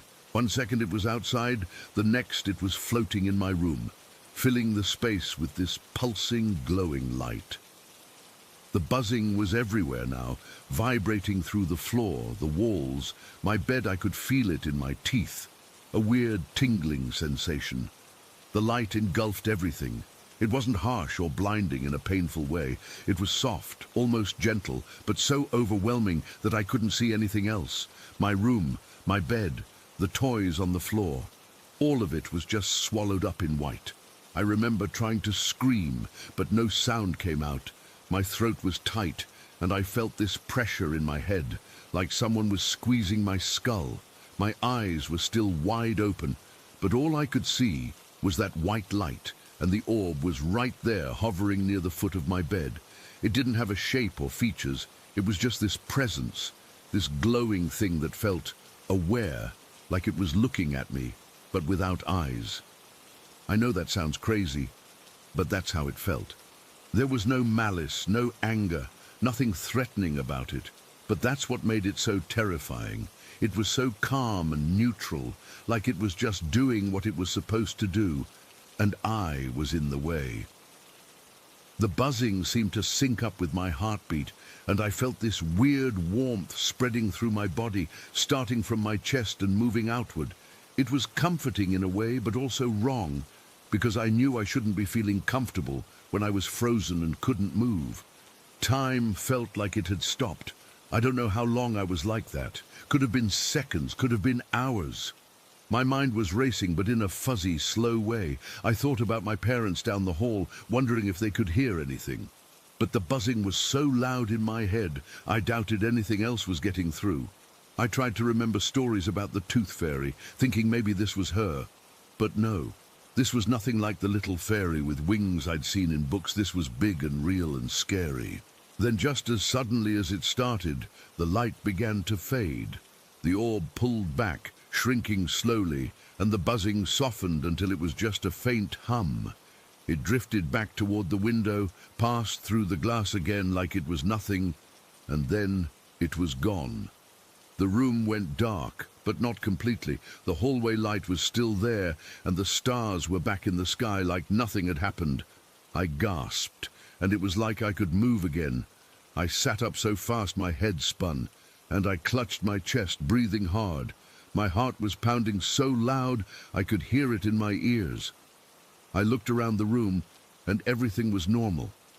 My toys were where I left them. The curtain was still. The window was closed. But something felt off. The air smelled different, kind of ozony, like after a thunderstorm, and my skin felt tingly, almost numb. I reached under my pillow and my tooth was gone. In its place was a dollar bill, crisp and new, folded neatly. I held it in my hand and it felt cold. I checked the clock on my nightstand. It was past midnight, but I had no idea how much time had passed.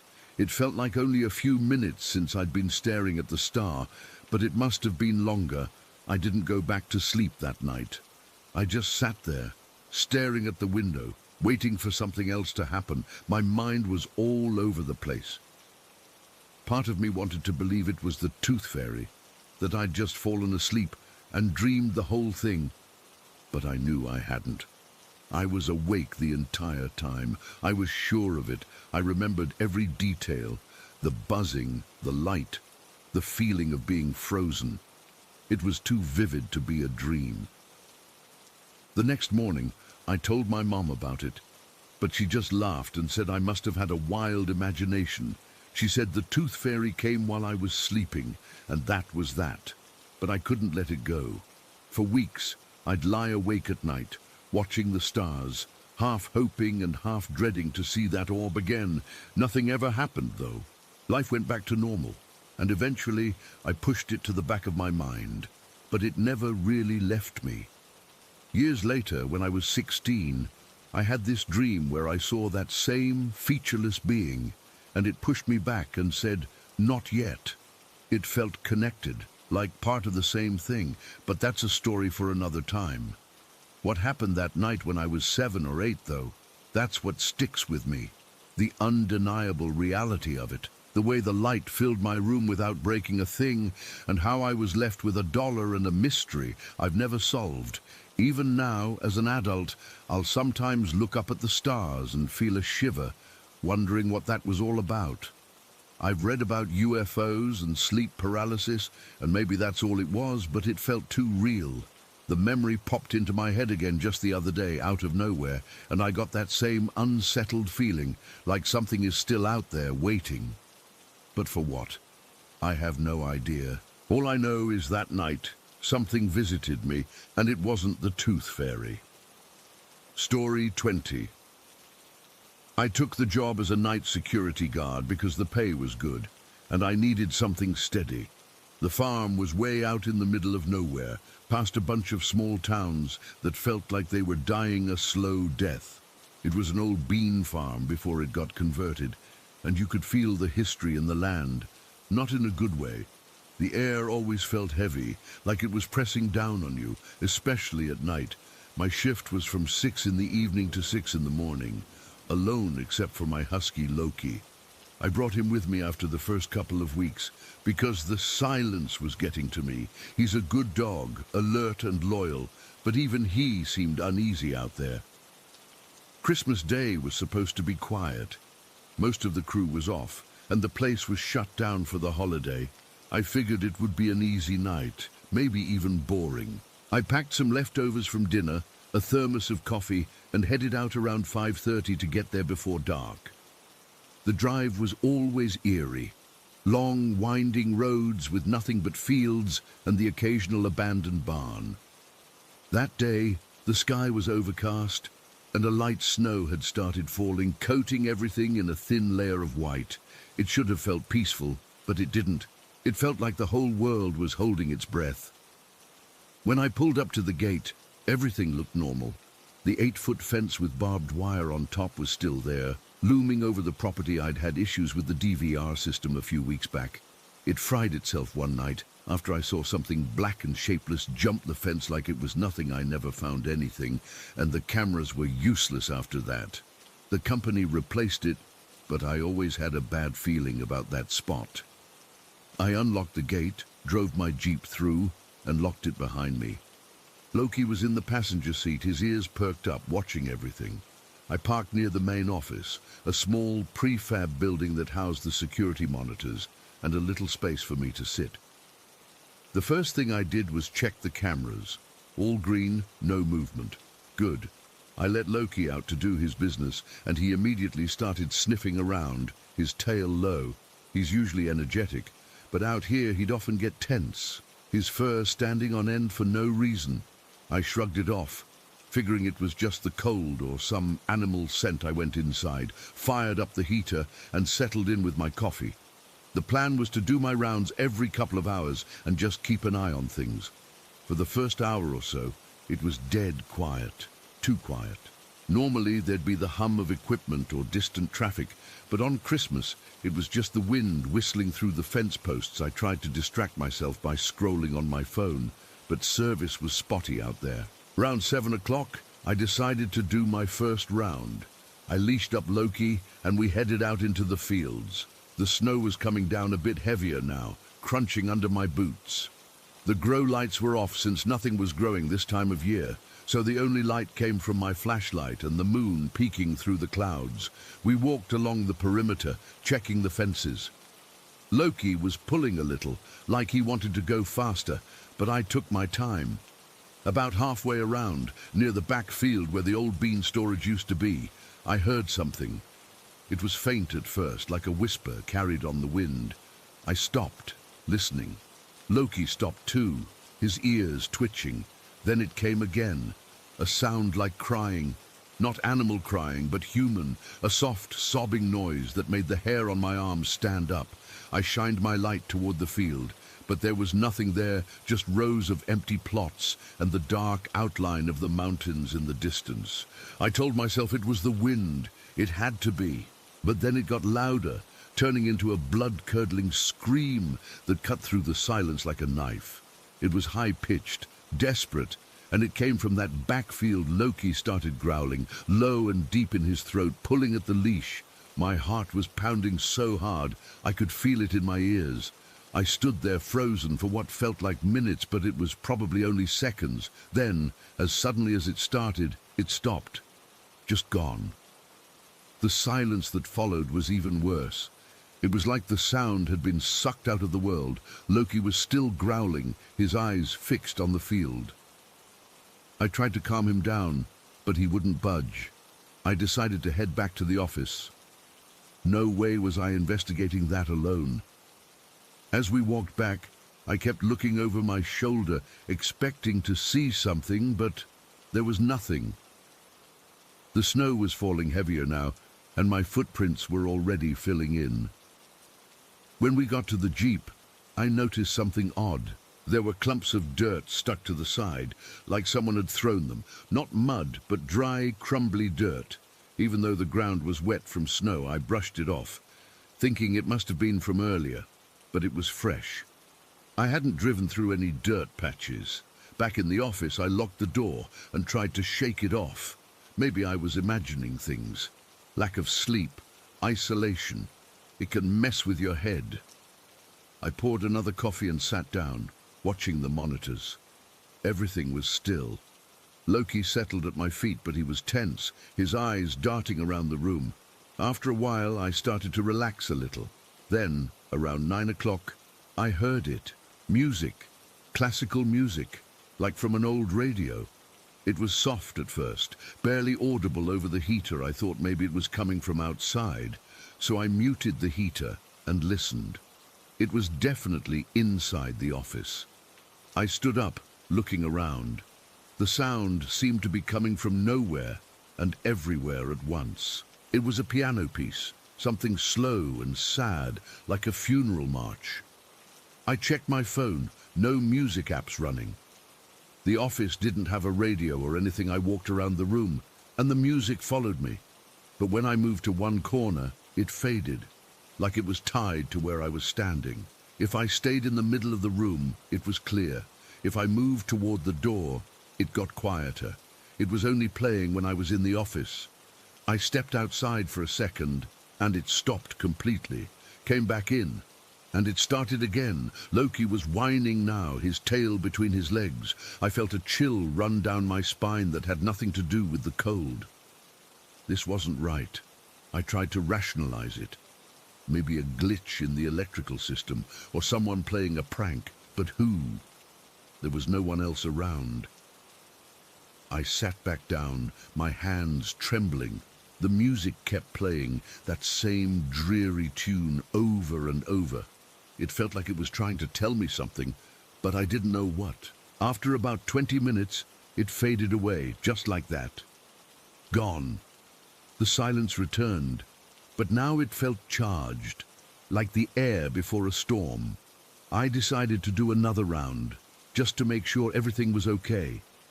Maybe the music had been a distraction, and someone was messing with the property. I leashed Loki, and we headed out. The snow was coming down in big flakes now, and the wind had picked up. As we walked, I kept my flashlight beam sweeping across the fields. Everything looked normal, but I couldn't shake the feeling of being watched. Loki was on edge too, his growls intermittent, like he was sensing things I couldn't see. When we reached the backfield again, I stopped. I could see footprints in the snow, not mine and not Loki's. They were human-sized, but barefoot, leading from the fence toward the old storage shed. My blood ran cold. Who would be out here barefoot in the snow? I followed them with my light, and they just disappeared about halfway to the shed, like whoever made them had vanished. Loki started pulling hard, wanting to go back. I didn't argue. We hurried toward the office, my heart racing. On the way back, I heard a whistle. It was sharp and clear, cutting through the wind. It sounded like someone whistling a tune, but it was off. Not quite musical, more like a mimicry. It seemed to come from different directions, teasing me. I'd hear it from the left, then the right, then behind me. Loki was barking now, a frantic, scared bark. I'd never heard from him before. I picked up the pace, almost running, my boots slipping in the snow. When we got to the Jeep, there were more dirt clumps on it, fresh ones, as if someone had thrown them while we were gone. This time, they were bigger, some the size of my fist. I didn't stop to brush them off. I just unlocked the office door and rushed inside, locking it behind me. Loki was panting, his eyes wide. I checked the monitors, still nothing. No movement, no signs of anyone. But I knew something was out there. I sat there for what felt like hours, just staring at the screens, jumping at every little noise. The wind howled outside, and occasionally I'd hear that whistle again, faint but there. Loki would growl whenever it happened, his fur standing on end. I tried to call my boss, but no signal. I was trapped out there until morning.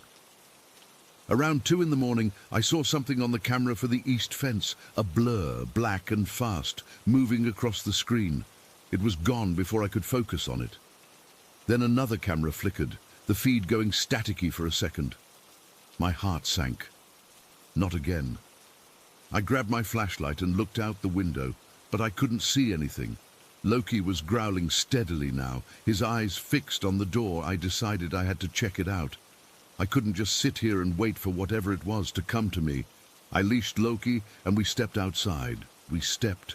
The snow had let up a bit, but the wind was still fierce.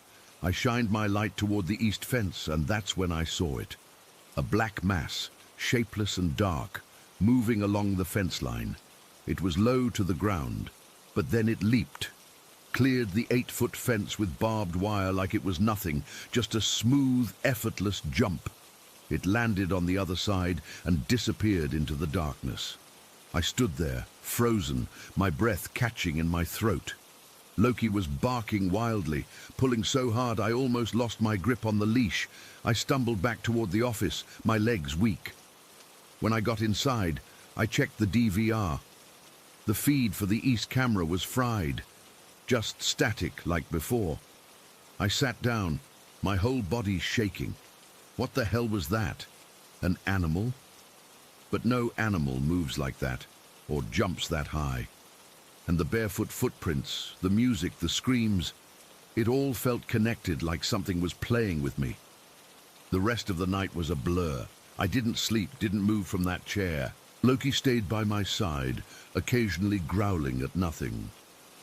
When the sun started to rise, painting the sky in weak, grey light, I felt a small sense of relief. But as I packed up to leave, I noticed one last thing. On the desk, where there had been nothing before, was a small, dry clump of dirt. I hadn't brought it in. It wasn't there earlier. I left it there, got in my Jeep and drove away as fast as I could. I never went back. I quit the job the next day. My boss thought I was crazy, but I didn't care to this day. I don't know what was out there on that old bean farm. Was it a person? A ghost? Something else? I have no explanation. All I know is that on Christmas Day, something was there with me, and it didn't feel friendly. The music, the screams, the dirt, the whistle, that black mass. It's all burned into my memory. And sometimes when I'm alone at night, I still hear that whistle, and I wonder if it's still out there, waiting. Tatiki, Story 21. The night everything came to a head started like any other. I'd gotten off work around 5 in the evening, grabbed some fast food on the way home, and just crashed on the couch for a bit. I was tired, more than usual, because the sleep stuff had been wearing me down. Every time I drifted off, I'd jolt awake, feeling like I was being watched, or I'd have those episodes where I couldn't move. But this particular night I was determined to just sleep through it. I remember thinking, maybe if I exhaust myself enough, I'll pass out and nothing will happen. Yeah, right. I went to bed around 10:30, which was early for me, but I was beat. My bedroom was small, just enough space for a double bed pushed against the wall, a nightstand, and a dresser opposite the door. The doorway led out to a short hallway that went to the living room. And at night, with the lights off, it was pitch black in there. No streetlights shining in or anything, just pure darkness. I'd gotten into the habit of leaving the bedroom door open a crack because the apartment got stuffy. But that night, I closed it. I don't know why. Maybe some part of me was already on edge. I fell asleep pretty quickly, which was a relief. But then, what felt like only minutes later, I woke up frozen. Not the kind of awake where you're groggy and roll over. I was fully conscious, but my body was locked in place. I couldn't even twitch a finger. My heart was pounding so hard I could feel it in my throat, and my breathing was shallow, like I was trying to suck air through a straw. This had happened before, so I tried to calm myself down, reminding myself it would pass in a few seconds, but then I saw it, the same thing I'd been seeing for weeks. In the doorway, which was now open just a sliver, there was this dark figure. It wasn't solid. It looked like it was melting, kind of oozing out of the shadows. It had no distinct shape, just a mass of blackness that seemed to absorb the little light there was. I could make out what might have been a head or shoulders, but it was blurry, like looking through dirty water. Usually, during these episodes, the figure would just stand there and I'd eventually snap out of it. But this time, it started moving toward me slowly, like it was sliding across the floor without making a sound. The air in the room got cold, really cold, and I could see my breath forming little clouds in front of my face. My skin prickled with goosebumps, and I felt this weight on my chest like someone was sitting on me. I tried to scream, but nothing came out. My vocal cords were frozen too. Then I felt something touch my leg. It was a light pressure at first, like a hand resting on my ankle. My mind was screaming, "This isn't real, it's just sleep paralysis." But the sensation was too vivid. I could feel fingers, cold and bony, wrapping around my calf. They started pulling, gently at first, then with more force. I was still paralyzed, but I could feel myself being dragged toward the edge of the bed. The sheets were bunching up under me, and I heard the fabric rustling, which was weird because in sleep paralysis, you're not supposed to be able to move or feel things like that. But this felt real. The friction of the mattress against my back, the cool air hitting my skin as the covers shifted. The pulling got stronger, and suddenly I was yanked off the bed. Not all the way, but I slid into the narrow gap between the bed and the wall. It was a tight space, maybe only a foot or so wide, and I landed hard on my side. My shoulder slammed into the wall, and pain shot through my arm. That's when the paralysis broke. I could move again, but I was trapped in this cramped spot. Panic set in full force. I was wide awake now, no doubt about it. My eyes were open, and I could see the dim outline of the room. The figure was gone, but I wasn't alone. I felt a hand grip my forearm. It was solid and cold like ice, and the fingers dug into my skin so hard I thought they might break the bone. I tried to pull away, but I was pinned between the bed and the wall, and the grip was too strong. My heart was hammering against my ribs, and I was sweating despite the cold. Then I felt breathing on the back of my neck. It was slow and deliberate, like someone was right behind me, exhaling onto my skin. The air was warm, which was bizarre because everything else felt freezing. It smelled faintly metallic, like old coins or blood, and it made my stomach churn. The breathing got closer, and then I felt searing pain across my back. It was like someone had dragged hot nails over my skin. I cried out, but it came out as a choked gasp. The pain was intense, sharp and burning, and I could feel something wet, probably blood, starting to trickle down. The hand on my arm tightened, and for a second, I thought it was going to drag me further, maybe under the bed or something.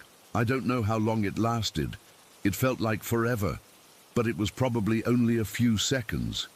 Then everything stopped. The hand let go, the breathing faded, and the cold lifted. I was left lying there, shaking and terrified. In that dark gap between the bed and the wall, I don't remember how I got out. I must have scrambled up, because the next thing I knew, I was standing by the bed, fumbling for the lamp on the nightstand. My hands were trembling so bad I knocked over a glass of water, but I finally found the switch. The light flickered on, and I looked down at my arm. There were red marks where the hand had been, like bruises already forming. But the worst part was my back.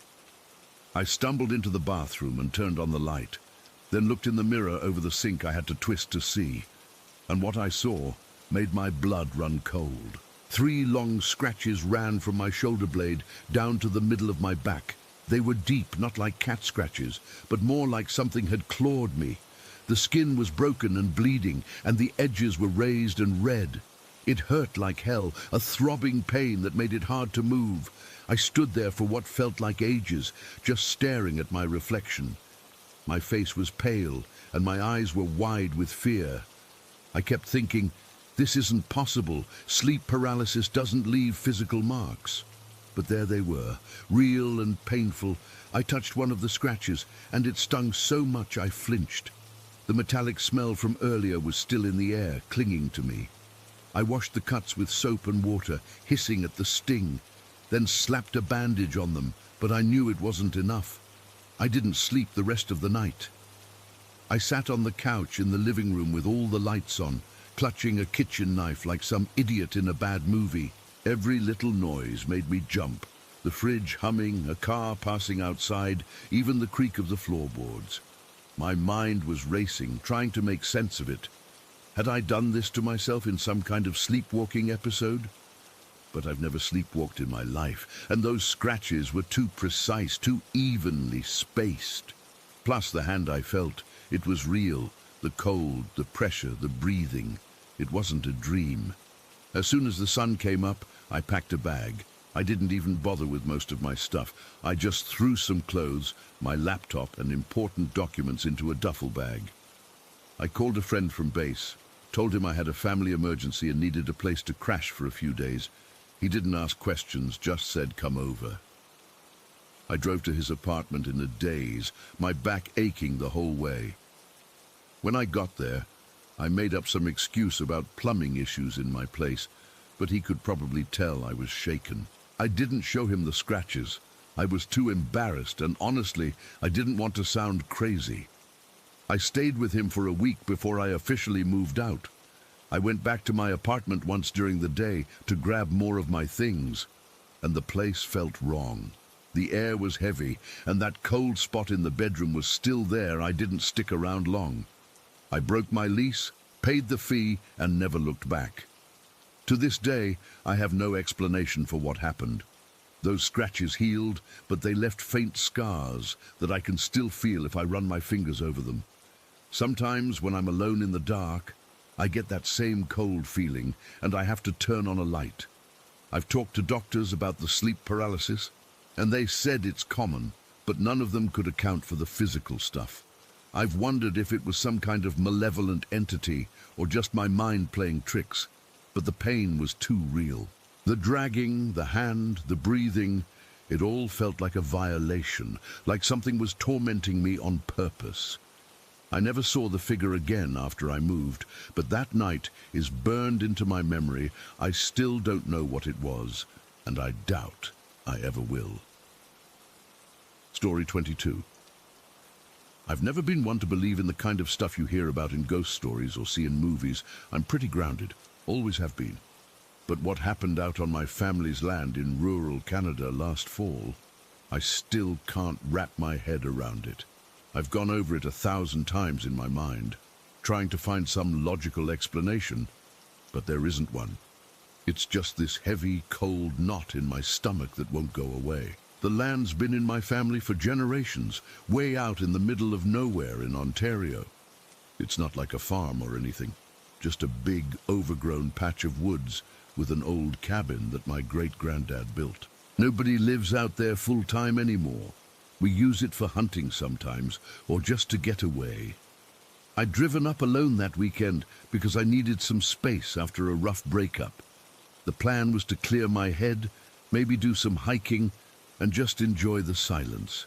That day started out normal enough. I woke up late around 9 in the morning to the sound of rain tapping lightly on the tin roof of the cabin. The air was damp and chilly, typical for late October. I made some coffee on the old wood stove, the kind that takes forever to heat up, and sat on the porch, watching the mist cling to the trees. Everything was quiet, the kind of quiet you only get when you're miles from the nearest neighbor. I could hear the drip-drip of water from the pine branches and the occasional rustle of something small moving in the underbrush, squirrels, probably, or maybe a deer. I spent most of the day puttering around. I checked the perimeter of the property, making sure no trees had fallen on the fence lines. The ground was soft and muddy from the rain, and my boots sank in with each step, leaving deep prints. I remember thinking how isolated it felt, even though I'd been there dozens of times before. There's a difference between knowing you're alone and feeling it, and that day the feeling was stronger than usual, like the woods were holding their breath. Around midday, the rain let up, and the sky started to clear. By late afternoon, the sun was peeking through the clouds, casting long shadows through the trees. I decided to take a walk down to the creek that runs along the edge of the property. It's not far, maybe a half-mile from the cabin, but the path is overgrown and uneven. As I walked, I noticed how still everything was. No birds singing, no wind, just this eerie silence. I shrugged it off. Figuring the rain had driven the animals into hiding, I got back to the cabin as the sun was setting. The sky turned this deep orange and purple, and then, as night fell, the moon rose. It was a full moon, huge and bright, almost like a spotlight. I'd never seen it so clear out there. The light was so intense that I could see details in the trees from inside the cabin. Without any other lights on, I made dinner, just some canned soup heated on the stove, and ate it at the small table by the window, watching the moonlight filter through the branches. That's when things started to feel off. I'd been alone all day, but now the solitude felt heavier, more oppressive. I kept catching movement out of the corner of my eye, but when I turned, there was nothing there, just shadows dancing in the moonbeams. My skin started to prickle, like someone was watching me. I tried to laugh it off, told myself I was just spooked from being alone in the woods at night, but the feeling wouldn't go away. Around 8 o'clock, I decided to step outside for some air. The night was cold, and my breath fogged in front of me. The moon was so bright it almost hurt to look at, casting sharp, black shadows across the ground. I stood on the porch for a minute, listening. Still no sounds, not even the usual crickets or owls. It was dead quiet, like the whole world had been muffled. That's when I saw it. At first, I thought it was a trick of the light. About 50 feet away, near the tree line, there was a white shape. I squinted, thinking it might be a patch of snow or something, but it was moving. Slowly, it resolved into the form of a dog, a pure white dog, medium-sized, like a husky or a shepherd mix. It was just standing there, perfectly still, staring right at me. My first thought was relief. Maybe a neighbor's dog had wandered over, but then I noticed its eyes. They weren't like any dog's eyes I'd ever seen. They were too human, dark, intelligent, and focused, with a depth that made my stomach clench. They caught the moonlight and seemed to glow faintly, but not in a reflective way like an animal's eyes do. More like they were lit from within. I froze, my hand gripping the porch railing. The dog didn't growl or bark. It just stood there, watching me. Then its head jerked sharply to the left, toward the woods. It wasn't a natural movement, not like a dog sniffing the air or turning to look at something. It was abrupt, mechanical almost, like a puppet on a string. Its neck twisted at an angle that made my own neck ache just watching. It held that position for a second, then jerked its head back to face me. Its eyes locked onto mine, and I felt a cold sweat break out on my back. My heart was pounding so hard I could feel it in my throat. I wanted to call out to shoo it away, but my voice was stuck. All I could do was stand there, paralyzed. Then it happened again. Its head jerked toward the woods, faster this time, and it stayed turned, as if it was listening to something I couldn't hear. The silence around us felt thicker, heavier. I could hear my own breathing, ragged and loud in the stillness. The dog's body was tense, its muscles coiled like it was about to spring. Without warning, it bolted. One moment it was there, and the next it was gone, vanishing into the trees with a speed that didn't seem possible. It didn't run like a dog. It moved in a blur, almost gliding without a sound. No rustling leaves, no snapping twigs, just gone. I stood there for what felt like forever, my legs shaking. The cold air bit into my skin, but I was sweating. My mind was racing, trying to make sense of what I'd seen. A white dog with human eyes, jerking its head like it was receiving commands, then disappearing into the woods without a trace. It was too precise, too intentional. It didn't feel random or animal-like. It felt calculated. That's when I remembered what the neighbors had said. I'd stopped by the closest house earlier that day, a couple miles down the road, to let them know I was in the area. They're an older couple, been living out here for decades. We chatted for a bit, and they mentioned something about skinwalkers. At the time, I'd brushed it off as local superstition. They said that sometimes out in these woods, you might see things that aren't what they seem, animals that act strangely, or figures that don't quite look right. They warned me to be careful after dark, especially on a full moon. I'd nodded along, not really taking it seriously. Now, those words echoed in my head, sending a fresh wave of chills down my spine. I stumbled back inside the cabin and locked the door, my hands trembling so bad I could barely turn the key. I leaned against the door, listening, but there was nothing, just that same oppressive silence. I peered out the window, but the woods were dark and impenetrable beyond the moonlit clearing. Nothing moved. For the next hour, I paced the small room, my nerves on edge. Every little sound, the creak of the floorboards, the wind picking up outside, made me jump. I kept replaying the encounter in my mind, the way the dog's eyes had looked into mine, like it knew me, the unnatural jerk of its head, the silence when it ran. It was all wrong. I tried to rationalize it. Maybe it was a sick animal, or one that had been trained to do something, but the eyes. Those weren't the eyes of a sick dog. They were aware, almost intelligent. And the head jerking, it was too repetitive, too deliberate, like it was trying to communicate or lure me into the woods. The feeling of being watched intensified. I could feel eyes on me, even through the walls. It was a physical sensation, a pressure at the back of my neck. I kept glancing out the windows, half expecting to see those human-like eyes staring back from the darkness. But there was nothing. Around 10 o'clock, I decided I couldn't stay inside any longer. I needed to see if the dog was still out there, or if I'd just imagined the whole thing. I grabbed a flashlight, a heavy metal one that could double as a weapon, and stepped back outside. The moon was still blazing, casting everything in a silvery light. The air was colder now, and I shoved my free hand into my pocket to keep it warm. I walked slowly toward the spot where I'd seen the dog, my flashlight beam cutting through the darkness. The ground was muddy, and I could see my earlier footprints, but there were no paw prints anywhere, nothing to show that a dog had been there. My heart sank. I scanned the tree line, but the woods were a wall of shadows. The flashlight didn't penetrate far. It just seemed to make the darkness deeper. I stood there for a few minutes, listening. Still no sounds. Then from deep in the woods I heard a faint rustle. It was soft, like something moving carefully through the leaves. I swung the flashlight toward the sound, but it was too dense to see anything. The rustling stopped, and for a moment, everything was quiet again.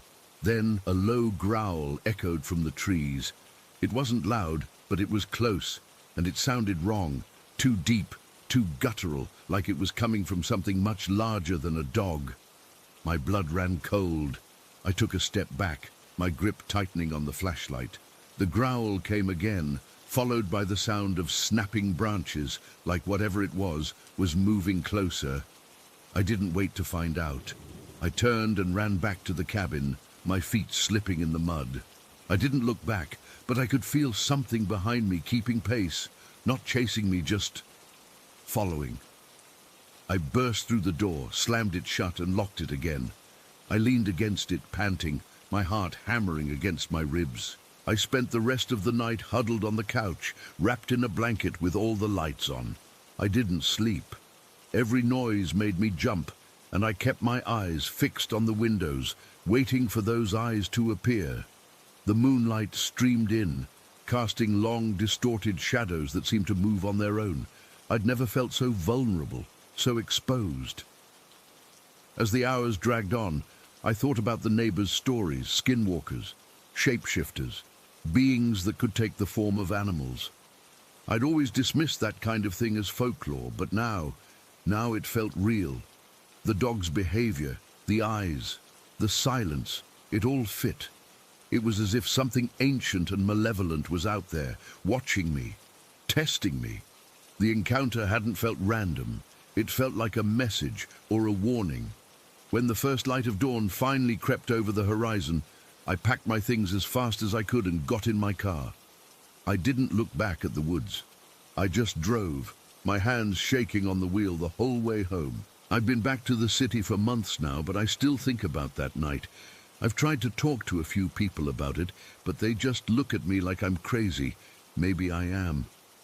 But I know what I saw, and I know how it felt. That dog wasn't just a dog. Those eyes weren't animal eyes, and that feeling of being watched by something ancient. It's still with me, like a shadow I can't shake.